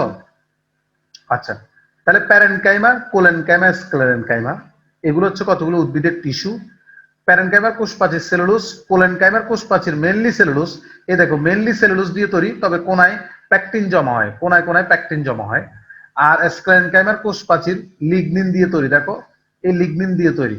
আর এটার কোষ প্রাচীর সেলুলোজ। তো সেলুলোজ দিয়ে তৈরি হলে কোষগুলো জীবিত হয়, কোষ প্রাচীর পাতলা হয়, প্রোটোপ্লাজম থাকে। তাহলে এই দেখো সেলুলোজ দিয়ে তৈরি হলে কোষ প্রাচীর পাতলা হচ্ছে, কিন্তু লিগনিন দিয়ে তৈরি হলে কোষগুলো মৃত হয়। পরবর্তীতে কোষগুলো প্রোটোপ্লাজম শুকায়, কোষগুলো মৃত হয়, আর কোষ প্রাচীরটা পুরু হয়, কোষ প্রাচীরটা পুরু হয়। আর আমরা জানি স্ক্লেরেনকাইমা কোষগুলো মৃত কোষ। এই মৃত কোষগুলোর প্রধান কাজ হচ্ছে উদ্ভিদের দৃঢ়তা প্রদান, উদ্ভিদের দৃঢ়তা প্রদান করা। তাহলে স্ক্লেরেনকাইমা যে কোষগুলো আছে ওদের কোষ প্রাচীর লিগনিন দিয়ে তৈরি, আর লিগনিন দিয়ে তৈরি হওয়ার কারণে কোষ প্রাচীর পুরু, এবং এটা উদ্ভিদের দৃঢ়তা প্রদান করে, উদ্ভিদকে সাপোর্টিং টিস্যু হিসেবে কাজ করে, উদ্ভিদকে শক্ত হইতে সাহায্য করে, শক্ত হয়ে দাঁড়ায় থাকতে সাহায্য করে। তাহলে বলতো এই যে কোষ প্রাচীর যদি সেলুলোজ দিয়ে তৈরি হয়, তাহলে ওই কোষটা কখনো উদ্ভিদকে শক্ত হইতে সাহায্য করে না। একটা গাছের মেন কোষগুলো হচ্ছে যেগুলা গাছকে শক্ত করে, সে কোষগুলো হচ্ছে মৃত কোষগুলা, মৃত কোষগুলা মানে স্ক্লেরেনকাইমা। কেন এই কোষগুলা, কেন এটা গাছটাকে শক্ত হইতে সাহায্য করে? কারণ এই কোষগুলা লিগনিন দিয়ে তৈরি, এই কোষগুলোর প্রাচীর লিগনিন দিয়ে তৈরি। আর লিগনিন হচ্ছে এক ধরনের শর্করা। তাহলে উদ্ভিদের যে সাপোর্টিং টিস্যু গুলো আছে, উদ্ভিদের যে সাপোর্টিং টিস্যু যেমন স্ক্লেরেনকাইমা, এগুলা গাছকে শক্ত হইতে সাহায্য করে। তাহলে উদ্ভিদের একটা সাপোর্টিং টিস্যুর নাম হচ্ছে স্ক্লেরেনকাইমা। এই সাপোর্টিং টিস্যুর গাঠনিক উপাদান, এই স্ক্লেরেনকাইমা কোষের গাঠনিক উপাদান বা প্রাচীরটা লিগনিন দিয়ে তৈরি, গাঠনিক উপাদান হিসেবে কাজ করে। ব্যাপারটা কি বুঝছো তোমরা? একটা গাছ যে শক্ত হয় তার প্রধান কারণ হচ্ছে লিগনিন, আর এই লিগনিনটা কি দিয়ে তৈরি? শর্করা দিয়ে তৈরি। তাহলে উদ্ভিদের সাপোর্টিং টিস্যু হিসেবে কাজ করে, এই জিনিসটা মনে রাখবা। এরপরে আসি আমরা পরে আসি উদ্ভিদের গঠনকারী, উদ্ভিদের দেহ গঠনকারী।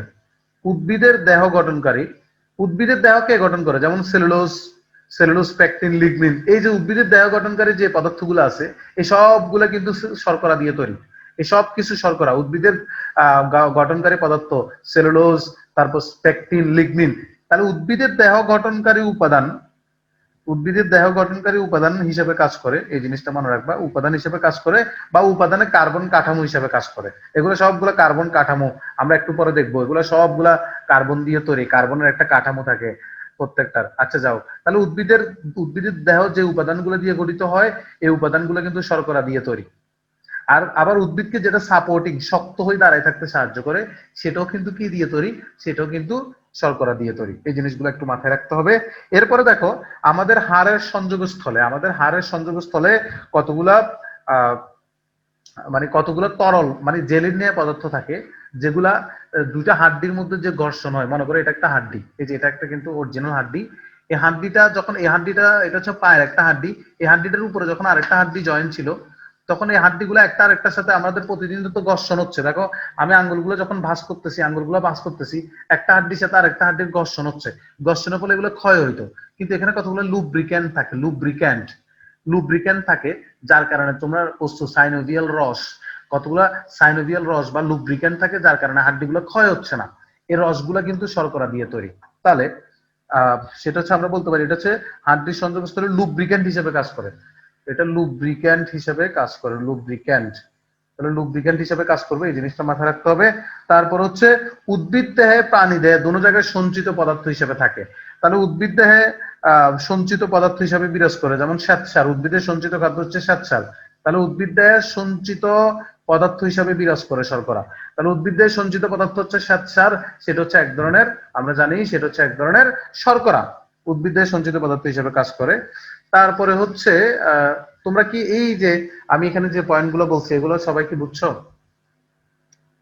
এই পয়েন্টগুলো কি সবাই বুঝছো? জি স্যার। ভাইয়া লুব্রিক্যান্টের কথাটা আরেকবার একটু বলেন।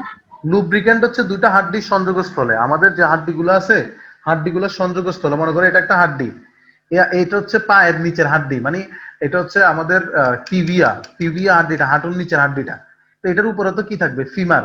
তো ফিমারটা এটার সাথে যখন জয়েন থাকবে, যখন আমি হাঁটু ঘুরাচ্ছি, অলওয়েজ তো একটা হাড্ডি আর একটা হাড্ডির সাথে, এই যে দেখো একটা হাড্ডি যখন আরেকটা হাড্ডির সাথে জয়েন থাকে, ধরো হাঁটুটা তো তুমি অলওয়েজ ভাঁজ করতেছো, হাঁটুটা সোজা করতেছো, ভাঁজ করতেছো, একটা আরেকটার উপর ঘর্ষণ হচ্ছে। এই ঘর্ষণের কারণে ক্ষয় হয় না? হয়। কিন্তু এই লুব্রিক্যান্ট থাকার কারণে, কতগুলো লুব্রিক্যান্ট থাকার কারণে এগুলো ক্ষয় হচ্ছে না। কতগুলা পিচ্ছিল পদার্থ থাকার কারণে এগুলো আর ক্ষয় হচ্ছে না। আর লুব্রিক্যান্ট গুলো তৈরি হয় হচ্ছে কি দিয়ে? শর্করা দিয়ে। বুঝছো? সবাই বুঝছো? জি ভাইয়া। ওকে, তোমরা জি। অংশে চলে যাই। তাহলে এই জিনিসগুলো আমরা সবাই বুঝছি, আমরা মুখস্থ করে ফেলবো বই থেকে। একবার বুঝে পড়লে কিন্তু তোমাদের এমনি মনে থাকবে। উদ্ভিদের সাপোর্টিং টিস্যু, উদ্ভিদের গাঠনিক উপাদান, এই জিনিসগুলো একবার একবার দেখে পড়লেই কিন্তু হয়ে যাবে। এরপরে দেখো ভাইয়া, আমরা বিভিন্ন প্রকার কোএনজাইম, যেমন এটিপি, এটা হচ্ছে একটা কোএনজাইম। তারপরে হচ্ছে মনে করো এনএডিপি আছে, এটা একটা কোএনজাইম। এফএডি আছে, এটা একটা কোএনজাইম। তোমরা সবাই জানো অ্যাডিনোসিন ট্রাইফসফেট। দেখো অ্যাডিনোসিন ট্রাইফসফেট, এটিপি মানে অ্যাডিনোসিন ট্রাইফসফেট। আচ্ছা অ্যাডিনোসিন মানে কি? এখানে একটা প্যান্টোজ শর্করা থাকবে আর নাইট্রোজেন বেস থাকবে। তোমরা সবাই জানো, অলরেডি পড়ে ফেলছো এই জিনিসগুলা। একটা প্যান্টোজ শর্করা থাকবে, সেটার সাথে একটা নাইট্রোজেন বেস থাকবে, তখন সেটাকে বলি আমরা হচ্ছে অ্যাডিনোসিন। অ্যাডেনিন নাইট্রোজেন বেস থাকলে, তাহলে একটা প্যান্টোজ শর্করা রাইবোস, এই শর্করাটার সাথে যদি অ্যাডেনিন থাকে সেটাকে বলে অ্যাডিনোসিন, আর এটার সাথে তিনটা ফসফেট যুক্ত থাকলে অ্যাডিনোসিন ট্রাইফসফেট। তাহলে বলো তো এটিপি এর সংকেত একটা প্যান্টোজ শর্করা আছে কিনা নাই? আছে কিনা নাই? আছে। আছে। তো এটার সংকেত, এটার ফুল মিনিং হচ্ছে নিকোটিনামাইড অ্যাডিনোসিন ডাইফসফেট। তাহলে অ্যাডিনোসিন যেহেতু কথাটা আছে, তো অ্যাডিনোসিনের মতো এটা আছে, এই শর্করাটা আছে। তারপরে এফএডি হচ্ছে ফ্লাভিন অ্যাডেনিন ডাইনিউক্লিওটাইড। নিউক্লিওটাইডের মধ্যে তো একটা শর্করা থাকেই, প্যান্টোজ শর্করা তো থাকেই। তাহলে আমরা যে কোএনজাইম গুলো আমাদের আছে, বিভিন্ন কোএনজাইম আছে উদ্ভিদের মধ্যে, বা আমাদের মধ্যে যে কোএনজাইম গুলো আছে, এই কোএনজাইম গুলোর মধ্যে কিন্তু শর্করা লাগে, কোএনজাইম গুলো তৈরি হতে হলে কিন্তু শর্করা লাগে। এই জিনিসটা তোমরা একটু মাথায় রাখবা। এছাড়াও তোমরা যখন কেলভিন চক্র পড়ছো, হ্যাঁ কেলভিন চক্র পড়ছো, কেলভিন চক্র, তারপরে হচ্ছে আমি প্রত্যেকটা একটু একটু করে আলোচনা করব। তারপর ক্রেবস চক্র, কেলভিন চক্র বলো ক্রেবস চক্র বলো, এই চক্রগুলো হইতে কিন্তু শর্করা লাগে। এই কেলভিন চক্র বলো ক্রেবস চক্র, এই জিনিসগুলো হইতে কিন্তু শর্করা লাগে। যেমন কেলভিন চক্রে তোমরা কেলভিন চক্রের মানে প্রাথমিক উপাদান যেটা কার্বন ডাইঅক্সাইড গ্রহণ করে, কেলভিন চক্রের প্রাথমিক উপাদান ছিল হচ্ছে রাইবোলোজ, রাইবোলোজ 1,5 ডাইফসফেট, মনে আছে? রাইবোলোজ 1,5 ডাইফসফেট, রাইবোলোজ 1,5 ডাইফসফেট, এটার সাথে কার্বন ডাইঅক্সাইড যুক্ত হয়েছিল। এই কার্বন ডাইঅক্সাইড যুক্তই কিটো অ্যাসিড তৈরি করছিল। কিটো অ্যাসিড মনে আছে কিনা জানি না, তোমরা 9 10 এ পড়ছিলাম। তো কেলভিন চক্রের প্রথম কার্বন ডাইঅক্সাইড গ্রহীতার নাম, মানে প্রথম উপাদানটার নাম হচ্ছে রাইবোলোজ 1,5 ডাইফসফেট, রাইবোলোজ 1,5 ডাইফসফেট। তাহলে রাইবোলোজ দেখো এখানে কি শর্করা, রাইবোলোজ এটা হচ্ছে এক ধরনের শর্করা। তাহলে কেলভিন চক্র বলো ক্রেবস চক্র বলো, এরকম গুরুত্বপূর্ণ চক্রগুলোর মধ্যে আমাদের কার্বোহাইড্রেট সক্রিয় থাকে, এই জিনিসটা একটু মাথায় রাখতে হবে। তারপর হচ্ছে ফ্যাটি অ্যাসিড ও অ্যামাইনো অ্যাসিড বিপাকে সাহায্য করে, এই জিনিসটা মনে না রাখলেও চলবে। তারপরে ডিএনএ এবং আরএনএ এর গঠনে, তোমরা কিছুদিন আগে ডিএনএ এবং আরএনএ পড়ছো, ডিএনএ এবং আরএনএ এর গঠনে তোমরা সবাই জানো ডিএনএ এবং আরএনএ গঠনে কতগুলো নিউক্লিওটাইড লাগে। আর নিউক্লিওটাইড হইতে হলে একটা প্যান্টোজ শর্করা লাগবে, এই প্যান্টোজ শর্করা লাগবে, সেটা হয়তো রাইবোজ না ডিঅক্সিরাইবোজ। প্যান্টোজ শর্করা লাগবে, সেটার সাথে নাইট্রোজেন বেস যুক্ত হবে, তোমরা সবাই জানো। তাহলে ডিএনএ এবং আরএনএ এর অন্যতম উপাদান হচ্ছে প্যান্টোজ শর্করা। এ পর্যন্ত কি কারো কোনো সমস্যা আছে? সবাই বুঝছো? সবাই কি পারবা? শর্করার ভূমিকা সবাই পারবা? জি স্যার। Okay, thank you. যদি পারো তাহলে ওকে। তাহলে আমরা শর্করার বৈশিষ্ট্য পড়বো, তারপর শর্করার ভূমিকা পড়বো, তারপরে হচ্ছে আমরা এখন কার্বোহাইড্রেট বা শর্করার শ্রেণী বিভাগে চলে যাব। শর্করার শ্রেণী বিভাগে চলে যাব, সবাই একটু খেয়াল করো। শর্করার শ্রেণী বিভাগ, তো শর্করার শ্রেণী বিভাগ অনেকগুলো আছে, তার উপর প্রথমে যে শ্রেণী বিভাগটা আছে তোমাদের বইতে, সেটা হচ্ছে স্বাদের উপর ভিত্তি করে। তাহলে স্বাদের উপর ভিত্তি করে, স্বাদের উপর ভিত্তি করে, স্বাদের উপর ভিত্তি করে হচ্ছে শ্রেণী বিভাগ শর্করা হচ্ছে দুই প্রকার। একটা হচ্ছে আমরা বলতে পারি দুই প্রকার, একটা হচ্ছে সুগার, একটা হচ্ছে সুগার বলতে পারি, আর একটা হচ্ছে নন সুগার। একটা হচ্ছে সুগার আর একটা হচ্ছে নন সুগার। দেখো নন সুগার, তাহলে সুগার এবং নন সুগার তোমরা বুঝতেছোই, যেটা সুগার সেটা হচ্ছে স্বাদযুক্ত, মানে সেটা হচ্ছে মিষ্টি স্বাদযুক্ত হবে, দানাদার হবে, মিষ্টি প্লাস দানাদার হবে, মিষ্টি প্লাস দানাদার। আর যেটা নন সুগার তাহলে সেটা মিষ্টি হবে না, তার মানে সেটা মিষ্টি নয়, তাহলে এটা হচ্ছে মিষ্টি নয় এবং অদানাদার, অদানাদার, অদানাদার। তাহলে এটার উদাহরণ কি? যেগুলো হচ্ছে মিষ্টি এবং দানাদার, এটার উদাহরণ হচ্ছে তোমরা সবাই লিখতে পারো, এগুলো হচ্ছে সুক্রোজ, এগুলো আবার দ্রবণীয় হয়, এগুলো আবার দ্রবণীয় হয়। তাহলে এটা হচ্ছে সুক্রোজ, সুক্রোজ মানে চিনি, উদাহরণ হচ্ছে সুক্রোজ। আর এটার উদাহরণ হচ্ছে স্টার্চ লিখতে পারো, তারপর সেলুলোজ লিখতে পারো, স্টার্চ সেলুলোজ। এগুলো হচ্ছে স্বাদহীন বা নন সুগার এবং অদানাদার, এগুলো হচ্ছে অদানাদার, মিষ্টি নয়, অদানাদার এবং অদ্রবণীয়। আচ্ছা, এই এই যে স্বাদের উপর ভিত্তি করে, এটা নর্মাল একটা প্রকারভেদ, একবার রিডিং করলেই পারবা। সবচেয়ে ইম্পর্টেন্ট হচ্ছে এখানে যে জিনিসটা বলবো, রাসায়নিক রাসায়নিক গঠন অনুসারে। তাহলে রাসায়নিক ঘটন অনুসারে, রাসায়নিক ঘটন অনুসারে হচ্ছে শর্করা প্রধানত 4 প্রকার। একটা হচ্ছে মনোস্যাকারাইড, খেয়াল করো আজকে আমরা মনোস্যাকারাইডটা পুরোটা শেষ করে ফেলবো। একটা হচ্ছে মনোস্যাকারাইড, একটা হচ্ছে ডাইস্যাকারাইড, দেখো একটা হচ্ছে মনোস্যাকারাইড, একটা হচ্ছে ডাইস্যাকারাইড, আর একটা হচ্ছে এলিগোস্যাকারাইড, এলিগোস্যাকারাইড, এলিগোস্যাকারাইড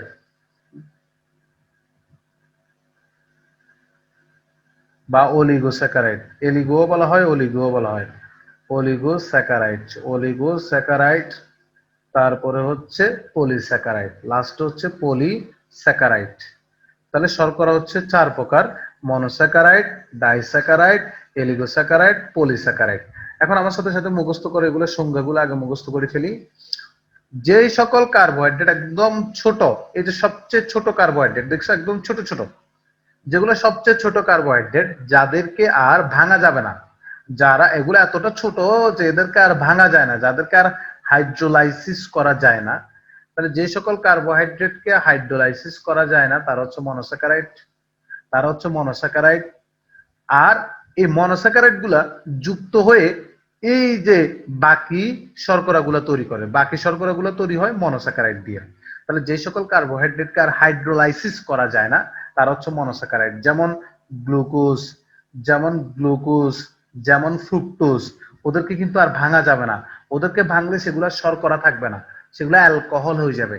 তাহলে মনোস্যাকারাইড মানে যে সকল কার্বোহাইড্রেটকে হাইড্রোলাইসিস করলে আর কোনো শর্করা পাওয়া যায় না, সেগুলোকে বলা হয় মনোস্যাকারাইড, অর্থাৎ যাদেরকে আর হাইড্রোলাইসিস করা যাবে না।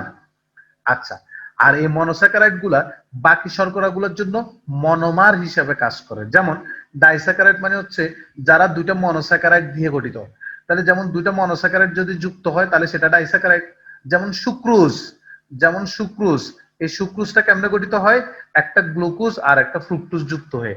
একটা গ্লুকোজ আর একটা ফ্রুক্টোজ যদি যুক্ত হয় তখন সেটাকে আমরা সুক্রোজ বলি। তাহলে সুক্রোজের মধ্যে দুইটা মনোস্যাকারাইড থাকে, তাহলে সংজ্ঞাটা দুই ভাবে লেখা যায়। তাহলে দুইটা মনোস্যাকারাইড দিয়ে তৈরি হয় ডাইস্যাকারাইড, অথবা যে শর্করাটাকে হাইড্রোলাইসিস করলে, যেটাকে ভাঙলে দুইটা মনোস্যাকারাইড পাওয়া যায়।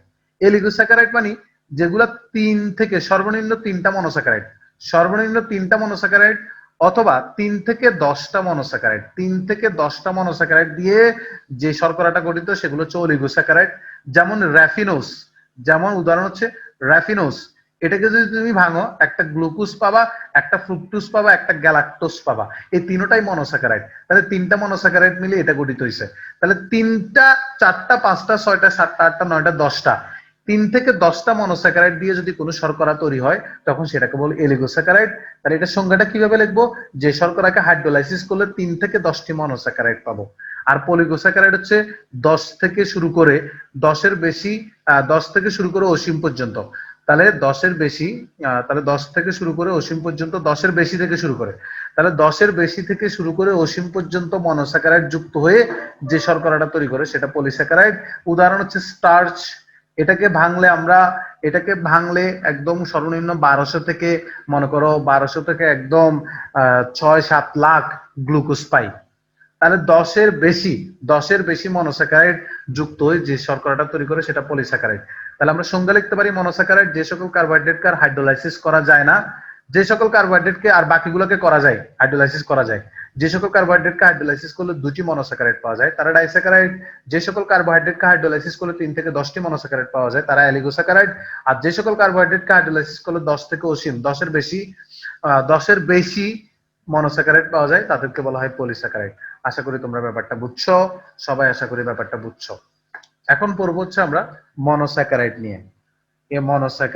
দেখো, মনোস্যাকারাইড হচ্ছে যে সকল কার্বোহাইড্রেটকে হাইড্রোলাইসিস করা যাবে না, যাদেরকে আর ভাঙা যাবে না। তুমি ভাঙতে পারবা কিন্তু ভাঙলে সেটার শর্করা থাকবে না।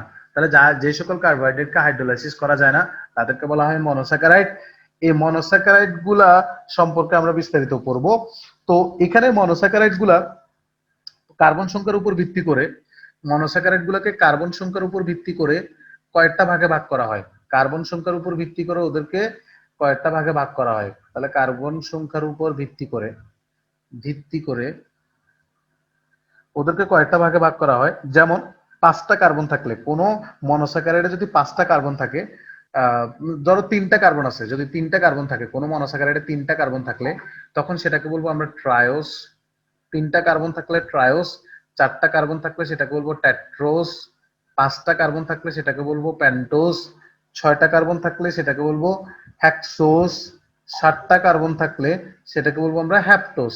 এভাবে কোনো কোনো বইতে দেখবে যে আরো বেশিও দেওয়া আছে। তো তোমাদের ম্যাক্সিমাম ইন্টারের বইতে এই জিনিসটা দেওয়া আছে, এই প্রকারভেদ গুলো দেওয়া আছে। তবে মনোস্যাকারাইডের এখানে 1, 2, 3, 4, 5টা প্রকারভেদ করছি, কিন্তু এটা নির্দিষ্ট না, এটা আরো বেশিও হতে পারে।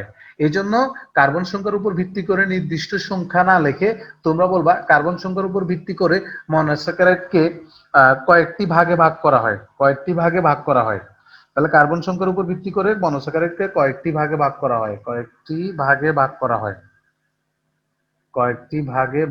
হয়। এই জিনিসটা লিখবা। যেমন 3 কার্বন বিশিষ্ট হলে ট্রায়োস, 4 কার্বন হলে টেট্রোস, 5 কার্বন হলে পেন্টোস, 6 কার্বন হলে হেক্সোস, 7 কার্বন হলে হ্যাপটোস। তোমরা আমাকে একটা প্রশ্নের আনসার দাও, এই যে মনোস্যাকারাইড, এই মনোস্যাকারাইড গুলাকে, এইগুলা যে মনোস্যাকারাইডের প্রকারভেদ, এগুলা কি কাউকে কি ভাঙা যাবে? কখনো? না, এগুলাকে হাইড্রোলাইসিস করা যাবে না। তো মনোস্যাকারাইডটা একটা সংকেত ফলো করে, সেটা হচ্ছে CH2O।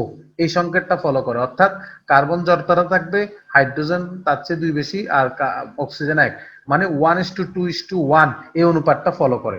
এই অনুপাতটা একমাত্র ফলো করে হচ্ছে মনোস্যাকারাইড, যেটাকে বলা হয় কার্বনের জলায়ন, মানে কার্বনের সাথে জল থাকবে, আর যেটাকে বা বায়োলজির ভাষায় এটাকে বলা হয় হাইড্রেটস অফ কার্বন। আচ্ছা, তো ট্রায়োজের সংকেত কি হবে? তাহলে 3টা কার্বন থাকবে, তাহলে C3 হলে H কয়টা হবে বলতো? C3 হলে H 6টা। কয়টা হবে? 6টা। তাহলে 6 ও কয়টা হবে বলতো? 3টা।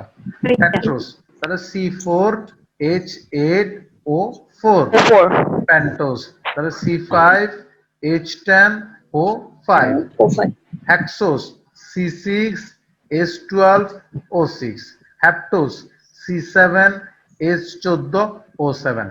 তাহলে এগুলো হচ্ছে মনোস্যাকারাইড। এখন আমরা প্রত্যেকটা সম্পর্কে বিস্তারিত পড়ব।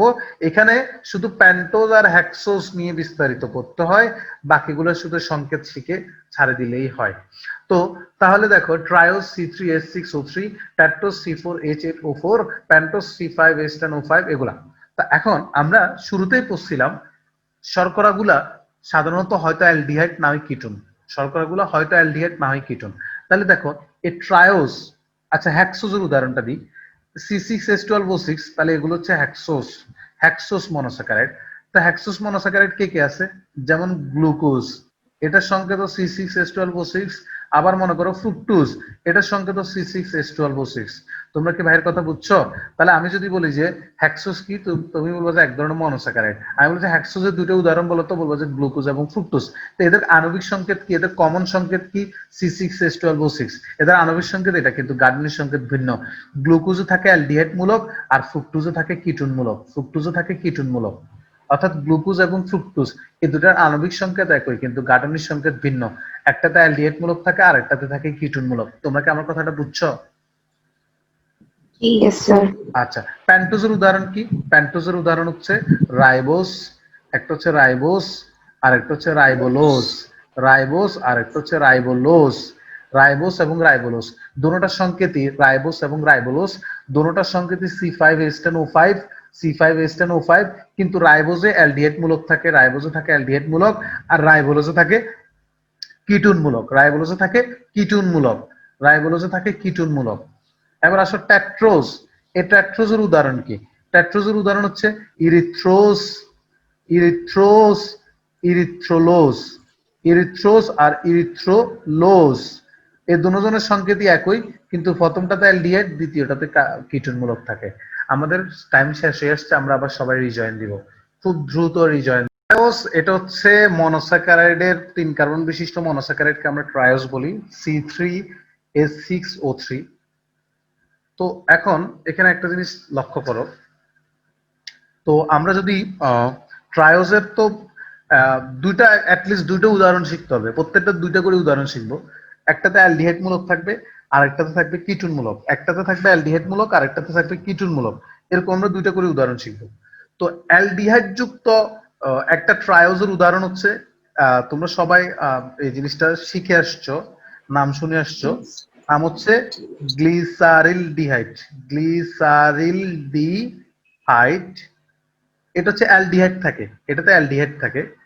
আর আরেকটা উদাহরণ হচ্ছে যেটাতে কিটোন মূলক থাকবে, নাম হচ্ছে এটা ক্যালভিন চক্রে পড়ছো তোমরা এই জিনিসগুলো, dihydroxy, dihydroxy acetone, dihydroxy acetone. সবাই বুঝছো? তাহলে ট্রায়োজের দুটো উদাহরণ কি? Glyceraldehyde, dihydroxy acetone. এটাতে থাকে অ্যালডিহাইড মূলক CHO, এটা হচ্ছে অ্যালডিহাইড মূলক, আর C∩ O এটা হচ্ছে কিটোন মূলক, এটা হচ্ছে কিটোন মূলক আর এটা হচ্ছে অ্যালডিহাইড মূলক। সবাইকে উদাহরণ দুটো মনে থাকবে? উদাহরণ দুটো কি মনে থাকবে? ইনশাআল্লাহ। Glyceraldehyde, dihydroxy acetone. শুনো, তোমরা যখন ক্যালভিন চক্র পড়ছিলা সেখানে পড়ছিল হচ্ছে 3-ফসফোগ্লিসারালডিহাইড, আর পড়ছিল ডাইহাইড্রক্সি এসিটোন 3-ফসফেট। মানে এই যে শর্করাগুলা, এই যে ট্রায়োস নামক এই শর্করাগুলা উদ্ভিদে থাকে, তবে ফসফেটের সাথে যুক্ত হয়ে। এটা শর্করার আলাদা একটা বৈশিষ্ট্য বা ভূমিকাও বলতে পারো বা বৈশিষ্ট্য বলতে পারো, সেটা হচ্ছে উদ্ভিদ দেহে শর্করাগুলা ফসফেট আকারে থাকে, শর্করার ফসফেট আকারে থাকে। এই জিনিসটা কিন্তু আলাদা একটা বৈশিষ্ট্য, এটা কিন্তু মাথায় রাখতে হবে। আচ্ছা, এরপরে দেখো, সবাই একটু খেয়াল করো, প্রথমে আমরা গ্লিসারালডিহাইডের সংকেত শিখবো, তারপর হচ্ছে ডাইহাইড্রক্সি এসিটোনের সংকেত শিখবো। প্রথমে গ্লিসারালডিহাইডের সংকেত শিখবো, ডাইহাইড্রক্সি এসিটোনের সংকেত শিখবো। দেখো, তো তার আগে তোমাদেরকে আরেকটা জিনিস একটু বলে নিই, সেটা হচ্ছে অ্যালডিহাইড, এটার কার্যকরী মূলক হচ্ছে CHO। তো এখানে কার্বন অক্সিজেনকে ধরো 2 হাত দিয়ে আর হাইড্রোজেনকে ধরো 1 হাত দিয়ে, দেখো CHO, কার্বনের 4টা হাতের মধ্যে একটা হাত খালি থাকে। কিটুন, এটা হচ্ছে 2টা হাত দিয়ে অক্সিজেনকে ধরে আর 2 হাত খালি থাকে। এটা হচ্ছে অ্যালডিহাইডের কার্যকরী গাঠনিক সংকেত, আর এটা হচ্ছে কিটুনের গাঠনিক সংকেত। তাহলে কিটুন মূলকটাতে CO মানে কিটুন, এটাতে 2 হাত দিয়ে অক্সিজেন করতে হলে তার আরো 2 হাত খালি থাকে। আর অ্যালডিহাইড CHO, অ্যালডিহাইড মানে CHO, তাহলে কার্বন হাইড্রোজেনকে ধরো 1 হাত দিয়ে অক্সিজেনকে 2 হাত দিয়ে, 2 একে 3 আর 1 হাত খালি থাকে। অ্যালডিহাইড, এটাতে অ্যালডিহাইড মূলক থাকে, গ্লিসারঅ্যালডিহাইড, এটাতে অ্যালডিহাইড মূলক থাকে। আর আমরা জানি অ্যালডিহাইড মূলক অলওয়েজ 1 নাম্বার কার্বনে বসে। তোমরা 9-10 এ জৈব যৌগের নামকরণে পড়ছো, অ্যালডিহাইড মূলক যে কার্বনে থাকবে সেটাই 1 নাম্বার কার্বন, সেটা যদি লাস্টে থাকে তাও সেটা 1 নাম্বার কার্বন। তাহলে গ্লিসারঅ্যালডিহাইড, এখানে 3টা কার্বন, এটা সংকেত লিখতেছি 1 2 3, 3টা কার্বন, খেয়াল করো। তো 1 নাম্বার কার্বনে অ্যালডিহাইড মূলকটা দিব, 1 নাম্বার কার্বনে অ্যালডিহাইড মূলক দিব, এই ডাবল বন আর হচ্ছে হাইড্রোজেন, দেখো ডাবল বন আর ও, আর এটা একটু কোনাকুনি করে দিব এভাবে, আর এখানে হাইড্রোজেন। ঠিক আছে, তাহলে এই আমরা এইভাবে দিব এই জিনিসটাকে, এই যে এইভাবে কোনাকুনি করে দিব, এই যে একদম সোজা দিবা না, অনেকে সংকেত লেখার সময় এইভাবে সোজা দেয়, সোজা দিলেও হয় কিন্তু এইভাবে লিখবা। আচ্ছা, তারপরে আসো বাকি যে হাতগুলো আছে, বাকি যে হাতগুলো থাকবে সেগুলোকে OH আর H দ্বারা পূরণ করব। ডান পাশে দিব OH, বাম পাশে দিব H, ডান পাশে দিব OH, বাম পাশে দিব H, কিন্তু যেটা লাস্টের কার্বন সেটাতে একটা হাত খালি থাকে, দেখো OH আর H দেওয়ার পর একটা হাত খালি থাকে। মনে রাখবে একই কার্বনে কখনো দুটো OH থাকতে পারবে না, তো সেখানে আরেকটা H বসাই দিব, তাহলে CS2OH। তাহলে আমরা এটাকে একটু সংক্ষেপে ভাঙায় লিখতে পারি কিভাবে, দেখো কার্বন হচ্ছে 1 2 3, 1 নাম্বার কার্বনে দিব অ্যালডিহাইড মূলক, এরপরটাতে OH মূলক আর H মূলক, লাস্টেরটাতে দেখো OH আর H দেওয়ার পর একটা হাত খালি থাকবে, তাহলে CS2OH লিখে দিব একসাথে, H দুইটা OH। তাহলে এটা হচ্ছে 1, এটা হচ্ছে 2, এটা হচ্ছে 3, 3 নাম্বার কার্বন। তাহলে তুমি এখন হিসাব করে দেখো, কার্বন 3টা, হাইড্রোজেন 1 2 3, তারপর হচ্ছে দেখো 1 2 3 4, কি রে হাইড্রোজেন কত হয়েছে? CH2OH না, লাস্ট এটা CH2O কেন? CH2OH, দেখো CH2OH, সরি খেয়াল করিনি। তাহলে কার্বন হচ্ছে, তাহলে হাইড্রোজেন হচ্ছে 6টা আর অক্সিজেন হচ্ছে 3টা। তাহলে যারা অ্যালডিহাইড, যাদের যাদের সংকেতে অ্যালডিহাইড মানে যেগুলো অ্যালডিহাইড যুক্ত, তাদের 1 নাম্বার কার্বনে অ্যালডিহাইডটা বসবে আর লাস্টের কার্বনে থাকবে CH2OH, বাকিগুলোতে H আর OH। লাস্টের কার্বনে থাকবে CH2OH, বাকিগুলোতে H আর OH। তাহলে সংকেতগুলো লিখতে পারবা না? Yes sir. এবার আসো ডাইহাইড্রোক্সি অ্যাসিটোন, এটা সংকেত কেমনে লিখবো, দেখো কার্বন হচ্ছে 3টা, এটা সংকেত হতো C3H6O3, শুধু এটার মধ্যে কিটুন মূলক আছে। অলওয়েজ কিটুন মূলক 2 নাম্বার কার্বনে বসবে, কারণ কার্বনের 2টা হাত খালি, একটা হাত দিয়ে উপরকে ধরবে আরেকটা হাত দিয়ে নিচেকে, আর এখানে থাকবে কিটুন মূলক। তাহলে কিটুন মূলকটা থাকবে অলওয়েজ 2 নাম্বার কার্বনে, কিটুন মূলকটা থাকবে। বাকি হাতগুলোতে H আর OH দিব। তাহলে দেখো এখানে যদি OH দিই, এখানে যদি H দিই, আর একটা হাত খালি থাকে, ওই খালি হাতে একটা H দিতে হবে। এখানে যদি OH দিই, এখানে যদি H দিই, আরো একটা হাত খালি থাকবে, সেখানে H দিতে হবে। তাহলে দেখা যাচ্ছে উপরেরটা তো CH2, তাহলে এটাকে ভাঙায় লিখবো কিভাবে, উপরেরটা তো CH2OH, আবার নিচেরটা তো CH2OH, CH2OH। তাহলে কারণ উপরের কার্বন আর নিচের কার্বনে উপরে এবং নিচের হাত খালি থাকে, তো যারা এখানে আমরা যতগুলো সংকেতে কিটুন মূলক থাকবে, 2 নাম্বার কার্বনে কিটুন মূলক থাকবে, শুরুতেও CH2OH থাকবে, লাস্টেও CH2OH থাকবে। তাহলে এটা হচ্ছে কার সংকেত বলো তো ভাইয়া, এটা কার সংকেত? গ্লিসারলডিহাইড এবং হাইড্রোক্সি অ্যাসিটোন। হাইড্রোক্সি অ্যাসিটোনের সংকেত। সবাই পারবা তো? সবাই পারবা তো? ওকে, না পারলেও সমস্যা নাই, না পারলেও কোনো সমস্যা নাই, আস্তে আস্তে শিখবা।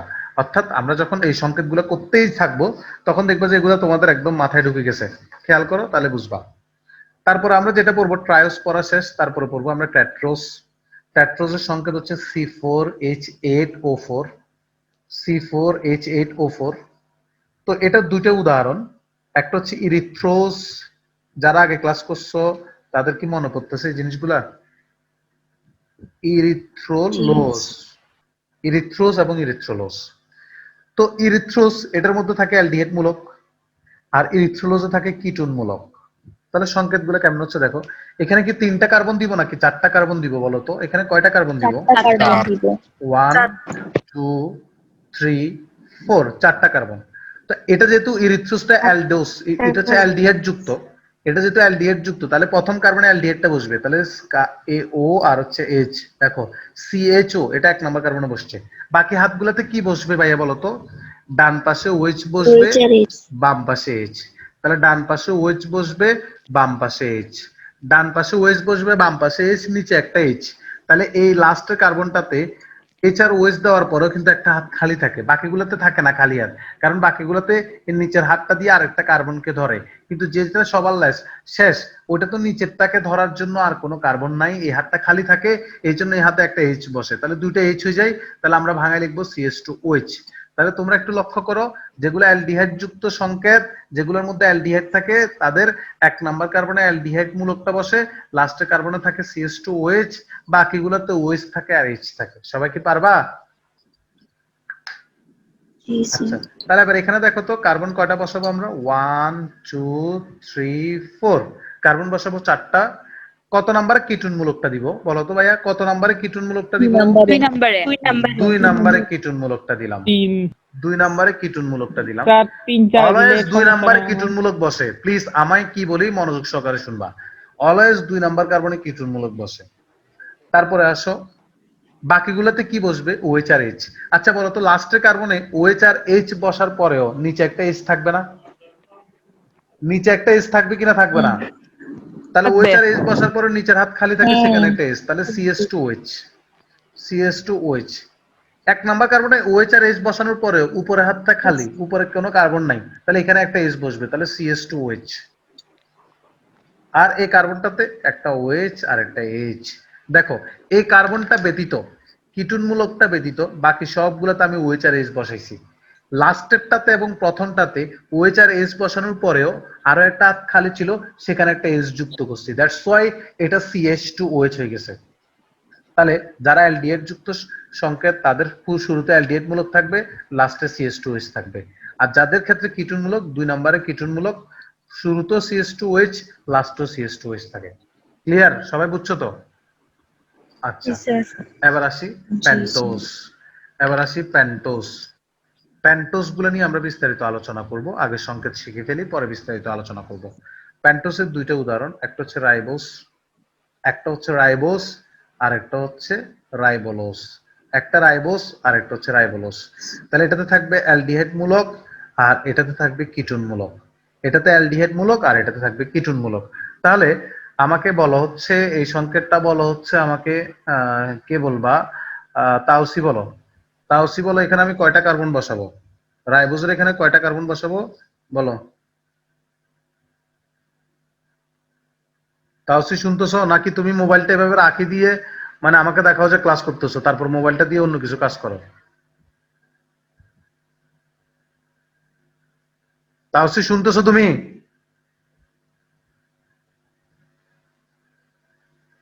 তোমরা কি সবাই আমার কথা শুনতে পাও? Yes sir. জি স্যার। পাই।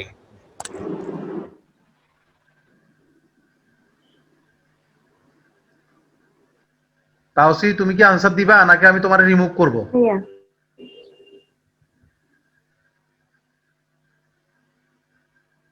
ইকা বলো, ইকা বলো, ইকা শুনতেছো তুমি? ইকা শুনতেছো?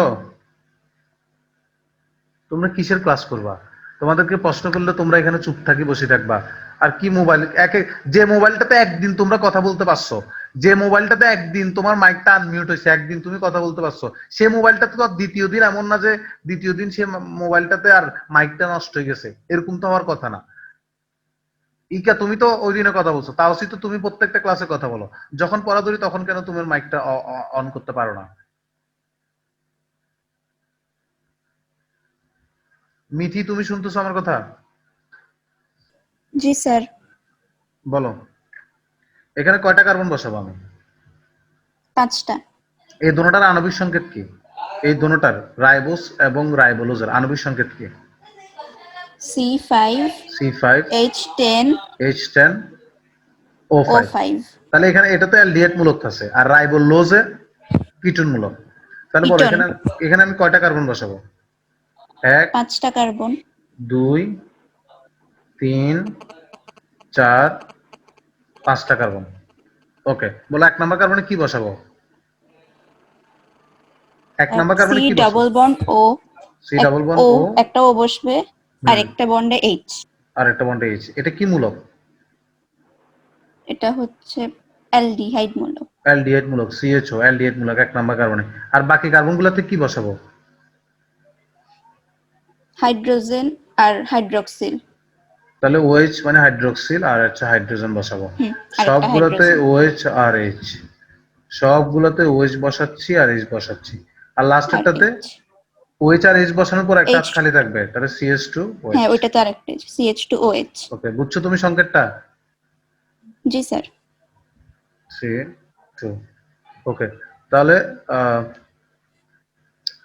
এরপর আরেকজন বলো। জাইমা বলো। জাইমা শুনতেছো তুমি? জি স্যার। বলো, রাইবোলোজে কয়টা কার্বন বসাবো? 5টা। 5টা কার্বন। 1 2 3 4 5। দেন কত নাম্বার কার্বনটা আগে ফিল আপ করবো? 2 নাম্বারটা। 2 নম্বরে কি দিব? ও। ডাবল বন্ড ও। বাকিগুলোতে কি বসাবো? ফার্স্টেরটাতে CH2OH, কেন লাস্টেরটাতেও বাকিগুলোতে OH CH2OH। আর OH আর H বসাবো বলবা? OH আর H বসাবো, হ্যাঁ হ্যাঁ, কিন্তু এখানে ওই একটা তো হাত আমি খালি থাকবে ফার্স্টেরটা আর বিধায়। লাস্টেরটা বলতেছি। হ্যাঁ, আমি তাহলে ফার্স্টেরটা আর লাস্টেরটা আগে বলছি। তাহলে CH2OH, লাস্টেরটা তো CH2OH। CH2OH। আর বাকি দুটোটা ডান সাইডে OH, বাম হ্যাঁ, সাইডে H। তাহলে ডান সাইডে OH। এগুলো তো কিন্তু ডান সাইডে OH আর H বসানোর পরে নিচে একটা হাত খালি ছিল, সেখানে একটা H, CH2OH। ওকে, সংকেতটা আশা করি বুঝছো। তাহলে তোমরা দুইজন বুঝছো, মানে তোমরা দুইজন প্রথম ক্লাস করতেছো এগুলোর উপর। তাহলে তোমরা দুইজন বুঝছো মানে আশা করি বাকিরাও বুঝছে, কারণ আমি আস্তে আস্তে জিনিসগুলো বুঝাচ্ছি, একই জিনিস বারবার রিপিট করতেছি। সবাইকে বুঝছো না? শোভা, তুমি পারবা? জি ভাইয়া। ওকে, এবার আসো হ্যাক্সোজ। হ্যাক্সোজ আসে, দেখো খেয়াল করো সবাই। হ্যাক্সোজ, হ্যাক্সোজের সংকেত কি? C6H12O6। এদের একটা উদাহরণ হচ্ছে গ্লুকোজ, একটা উদাহরণ হচ্ছে গ্লুকোজ, আর একটা উদাহরণ হচ্ছে ফ্রুক্টোজ। গ্লুকোজ আর একটা উদাহরণ হচ্ছে ফ্রুক্টোজ। তাহলে বলো তো এখানে কয়টা কার্বন বসাবো? তাহলে আমাকে বলো হচ্ছে তাসনোভা বলো। তাসনোভা শুনতেছো তোমরা? তুমি যাদের মোবাইলের মাইকে সমস্যা, হ্যাঁ, তাদের তো হেডফোন ইউজ করলে তো ওই মাইকটা তো তখন আর মোবাইলের মাইকটা ইউজ হয় না, তখন তো হেডফোনের মাইকটা ইউজ হয়। হেডফোন ইউজ করলে তো তখন আর মোবাইলের মাইকে কোনো প্রবলেম থাকার কথা না, তখন তো হেডফোনের মাইকটা ইউজ হয়। যেমন আমি যে ল্যাপটপটাতে ক্লাস নিচ্ছি, হ্যাঁ, আমার এই ল্যাপটপটাতে যেটা মাইক্রোফোন, ল্যাপটপের মাইক্রোফোন, ওই ল্যাপটপের মাইক্রোফোনটা নষ্ট, কিন্তু আমি হেডফোন লাগাই ইউজ করতেছি, হেডফোন লাগাই তোমাদের সাথে কথা বলতেছি। তো তখন তো হেডফোন লাগাই কথা বলতেছি মানে তোমরা নিজেরা দেখো, তখন আমার আর ল্যাপটপের মাইক্রোফোনটা ইউজ হয় না, এখানে একটা মাইক্রোফোন আছে, এই মাইক্রোফোনটা ইউজ হয়। তো মোবাইলও ঠিক যখন হেডফোন নষ্ট থাকে, মোবাইলে যখন মাইক্রোফোনটা নষ্ট থাকে, তুমি যদি একটা এক্সটার্নাল মাইক ইউজ করো, তো তখন তো এক্সটার্নাল মাইকটা ইউজ করার কথা। আচ্ছা, যা হোক, কাস্টমার শুনতেছো তুমি? জি ভাইয়া। বলো, তোমার মাইক নাকি নষ্ট ছিল আগে? ভাইয়া এতদিন আমার একটু প্রবলেম, গ্রামে ছিলাম ওই কারণে। আচ্ছা, এতদিন গ্রামে ছিল, তাহলে মাইক নষ্ট না, তোমার অবস্থান নষ্ট। আচ্ছা বলো, গ্লুকোজ কয়টা কার্বন দিব এখানে? 6টা। 6টা কার্বন। 1 2 3 4 5 6, 6টা কার্বন। তারপর কি করব বলো তো? গ্লুকোজ, এটা তো অ্যালডিহাইড, এটা অ্যালডিহাইড যুক্ত, এটা অ্যালডিহাইড যুক্ত শর্করা, আর এটা কিটোন যুক্ত শর্করা। তাহলে এখানে কি করব? মানে এখানে ফার্স্টে মানে CHOটা বসাবো। CHO বসাবো, তারপরে বাকিগুলোতে কি বসাবো? এরপরেরটাতে হচ্ছে যে মানে এই সাইডে হচ্ছে যে H, ওই সাইড হচ্ছে OH।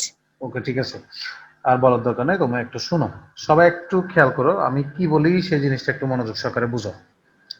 দেখো, এখানে আমরা বাকি কার্বনগুলোতে H আর OH বসাবো, তবে এখানে একটা কথা আছে, সেটা হচ্ছে গ্লুকোজের ক্ষেত্রে, মানে গ্লুকোজের ক্ষেত্রে আর ফ্রুক্টোজের ক্ষেত্রে একটা জিনিস মাথায় রাখবো, 3 নাম্বার কার্বনটা একটু উল্টা করব।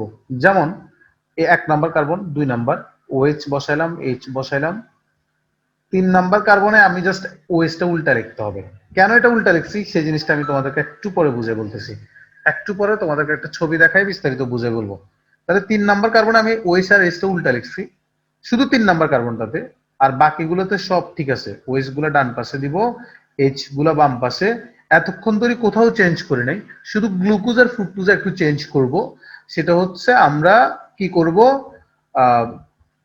5 4 3। তাহলে সেক্ষেত্রে আমরা কি করছি, জাস্ট 3 নাম্বার কার্বনটা একটু চেঞ্জ করছি। কারণ তুমি যদি ওয়েস্টটাকে ওই পাশে দাও তাহলে ওইটার সংকেত আরেকটা। আমি বলছিলাম এরা আলোক সমানতা দেখায়, একটু আগে বলছি আলোক সমানতা দেখায়। যেমন তুমি যদি 3 নাম্বার কার্বনটা চেঞ্জ না করি 4 নাম্বার কার্বনটা চেঞ্জ করতা, সবকিছু একই, জাস্ট ওয়েস্টটা এই পাশে আনছো, এস এই পাশে। আচ্ছা আমি যদি ওয়েস্টটা এই পাশে আনি, এসটা ওই পাশে নিই, তাহলে এদের কি ওয়েস্ট বা এস এর সংখ্যা বাড়ছে বা কমছে, না সেম আছে?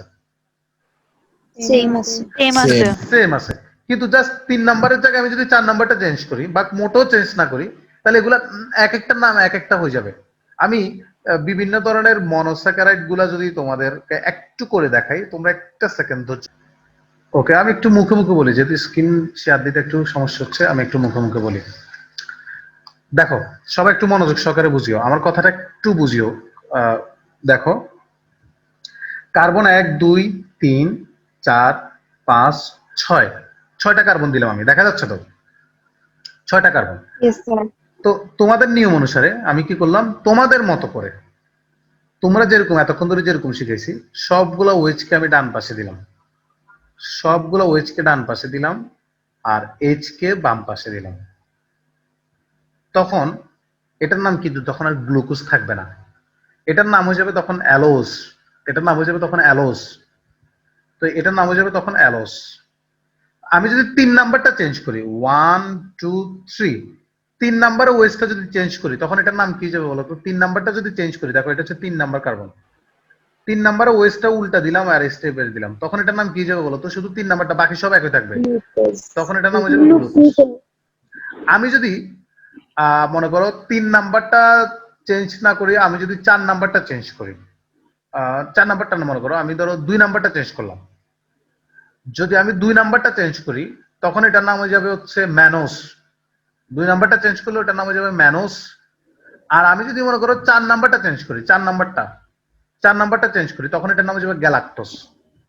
তোমরা কি আমার কথাটা বুঝছো? যদি কার্বন গুলা চেঞ্জ করে দিই, উল্টা করে দিই, এখান থেকে উল্টা করে দিই, 3 নাম্বারটা উল্টা করে দিই, তখন এটা অ্যালোজ থেকে হয়ে যাবে গ্লুকোজ।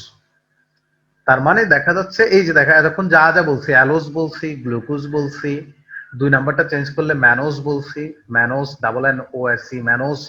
তারপর হচ্ছে 4 নাম্বারটা চেঞ্জ করলে বলছি গ্যালাক্টোজ।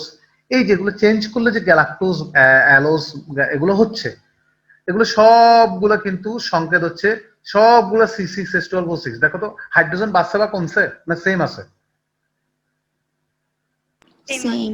সেম আছে, সংকেতটা সেম আছে, C6H12O6 আছে, কিন্তু এটা আলোক সমানতা। একটা যদি আমরা চেঞ্জ করে দিই মিরর, আলোক সমানতা মিরর উল্টাই যায় না, এরকম উল্টাই দিই, তাহলে ওদের নাম চেঞ্জ হয়ে যাচ্ছে। তাহলে আণবিক সংকেত দেখে কিন্তু কার্বনিক সংকেত ভিন্ন। তাহলে এই জিনিসটাকে বলি আমরা আলোক সমানতা। কি বলি? আলোক সমানতা। আচ্ছা যাও, তো তাহলে আমরা এখানে গ্লুকোজ হইতে হলে কত নাম্বারটা চেঞ্জ করতে হয়? 3 নাম্বারটা। 3 নাম্বারটা। এখন দেখো ভাইয়া, এখানেও সেম 1 2 3 4 5 6, 2 নাম্বার কিটোন মূলক, বাকি সবগুলোতে ওএইচ আর এইচ, বাকি সবগুলোতে ও এটা 3 নাম্বার। 3 নাম্বারটা একটু চেঞ্জ করতে হবে, না কিন্তু ফ্রুক্টোজ হবে না, তখন এটা অন্য একটা নামে যাবে। অন্য একটা কি নাম হবে সেটা অবশ্য আমার জানা নেই, যদি চেঞ্জ না করি কি নাম হবে সেটা আমি ভুলে গেছি, তোমাদেরকে জেনে জানাবো। তাহলে ওএইচ গুলা ডান পাশে বসবে আর এইচ গুলা বাম পাশে বসবে। লাস্টেরটাতে প্রথমটাতে হচ্ছে CH2OH, আমরা সবাই জানি ব্যাপারটা।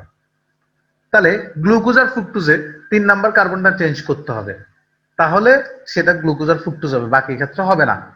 অনেকে C11O লেখার পরে এদিক দিয়ে খালি থাকে, একটা এস বা ওএস কোন একটা কিছু লাগাই দেয়, ও তো খালি খালি লাগে। কিন্তু এখানে কি আর কোনো কিছু লাগাইলে কার্বনে কয়টা হাত হয়ে যাবে? অলরেডি 1 2 3 4, আরেকটা জিনিস লাগাইলে 5টা হাত হয়ে যাবে। ব্যাপারটা বুঝছো সবাই? এই জিনিসটা কি বুঝছো? আচ্ছা, জি স্যার। তারপর হচ্ছে হ্যাপটোজ। হ্যাপটোজ তোমাদেরকে পড়াইছিলাম মেবি। হ্যাপটোজ, হ্যাপটোজ মনে আছে তোমাদের? হ্যাপটোজ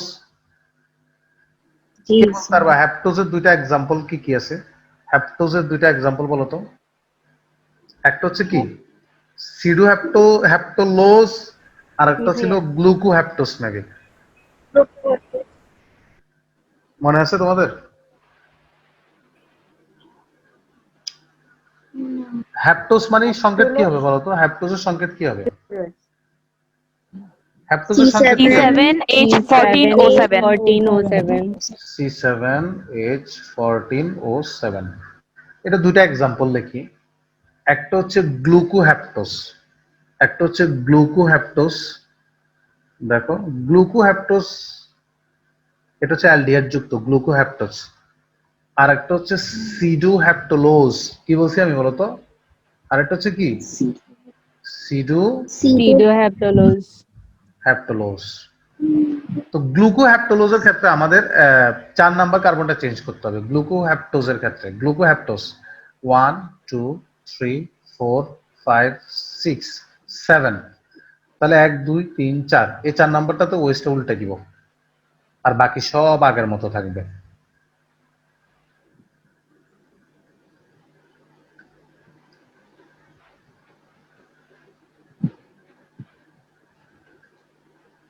তাহলে এখানে কি দিব বলতো? অ্যালডিহাইড মূলক। কোনো সমস্যা আছে কারো?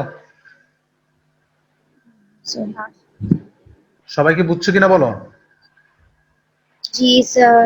এবার আসো জি, স্যার। সিডোহ্যাপটোলোজ 1 2 3 4 5 6 7, তাহলে কিটুন, তাহলে দুই নম্বরে কি মূলক? কিটুন। লাস্টেরটাতে CH2H, প্রথমটাতে CH2H 1 আর 7, আর বাকিগুলোতে H আর OH। তবে 3 নাম্বারটা, এই ক্ষেত্রে 3 নাম্বারটা, এই ক্ষেত্রে 4 নাম্বারটা, আর এই ক্ষেত্রে 3 নাম্বারটা চেঞ্জ করব।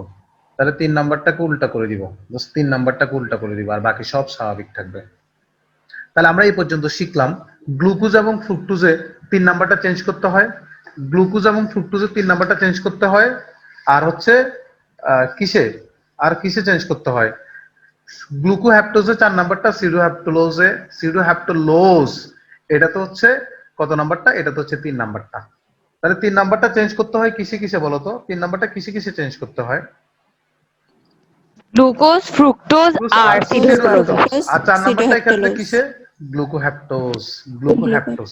তাহলে আমাদের মনোস্যাকারাইড মোটামুটি আমাদের পড়া শেষ। আমরা জাস্ট এখন স্যার হ্যাক্সোজ আপনি আরো দুইটা বলছিলেন আগে, ম্যানোস বলছিলাম, গ্যালাক্টোজ বলছিলাম, আরো আর অনেকগুলো আছে। গ্যালাক্টোজ। আচ্ছা, এখন আমরা একটু যদি তোমাদের সাথে বইটা শেয়ার করি তাহলে তোমরা জিনিসটা বুঝবা। কিছু জিনিস পড়াবো আমরা বই থেকে।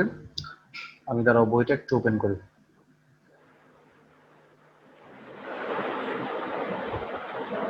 আমাদের হাতে কতক্ষণ টাইম আছে দেখো তো? 8 মিনিট। ওকে, 8 মিনিটে অনেক কিছু পড়ে ফেলতে পারবো, হয়তো শেষও করে ফেলতে পারবো।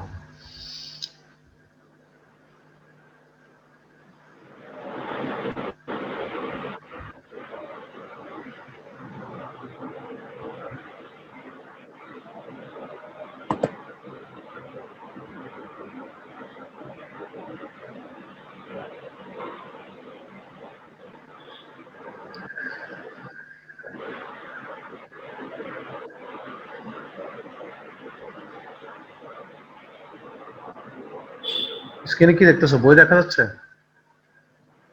Yes sir.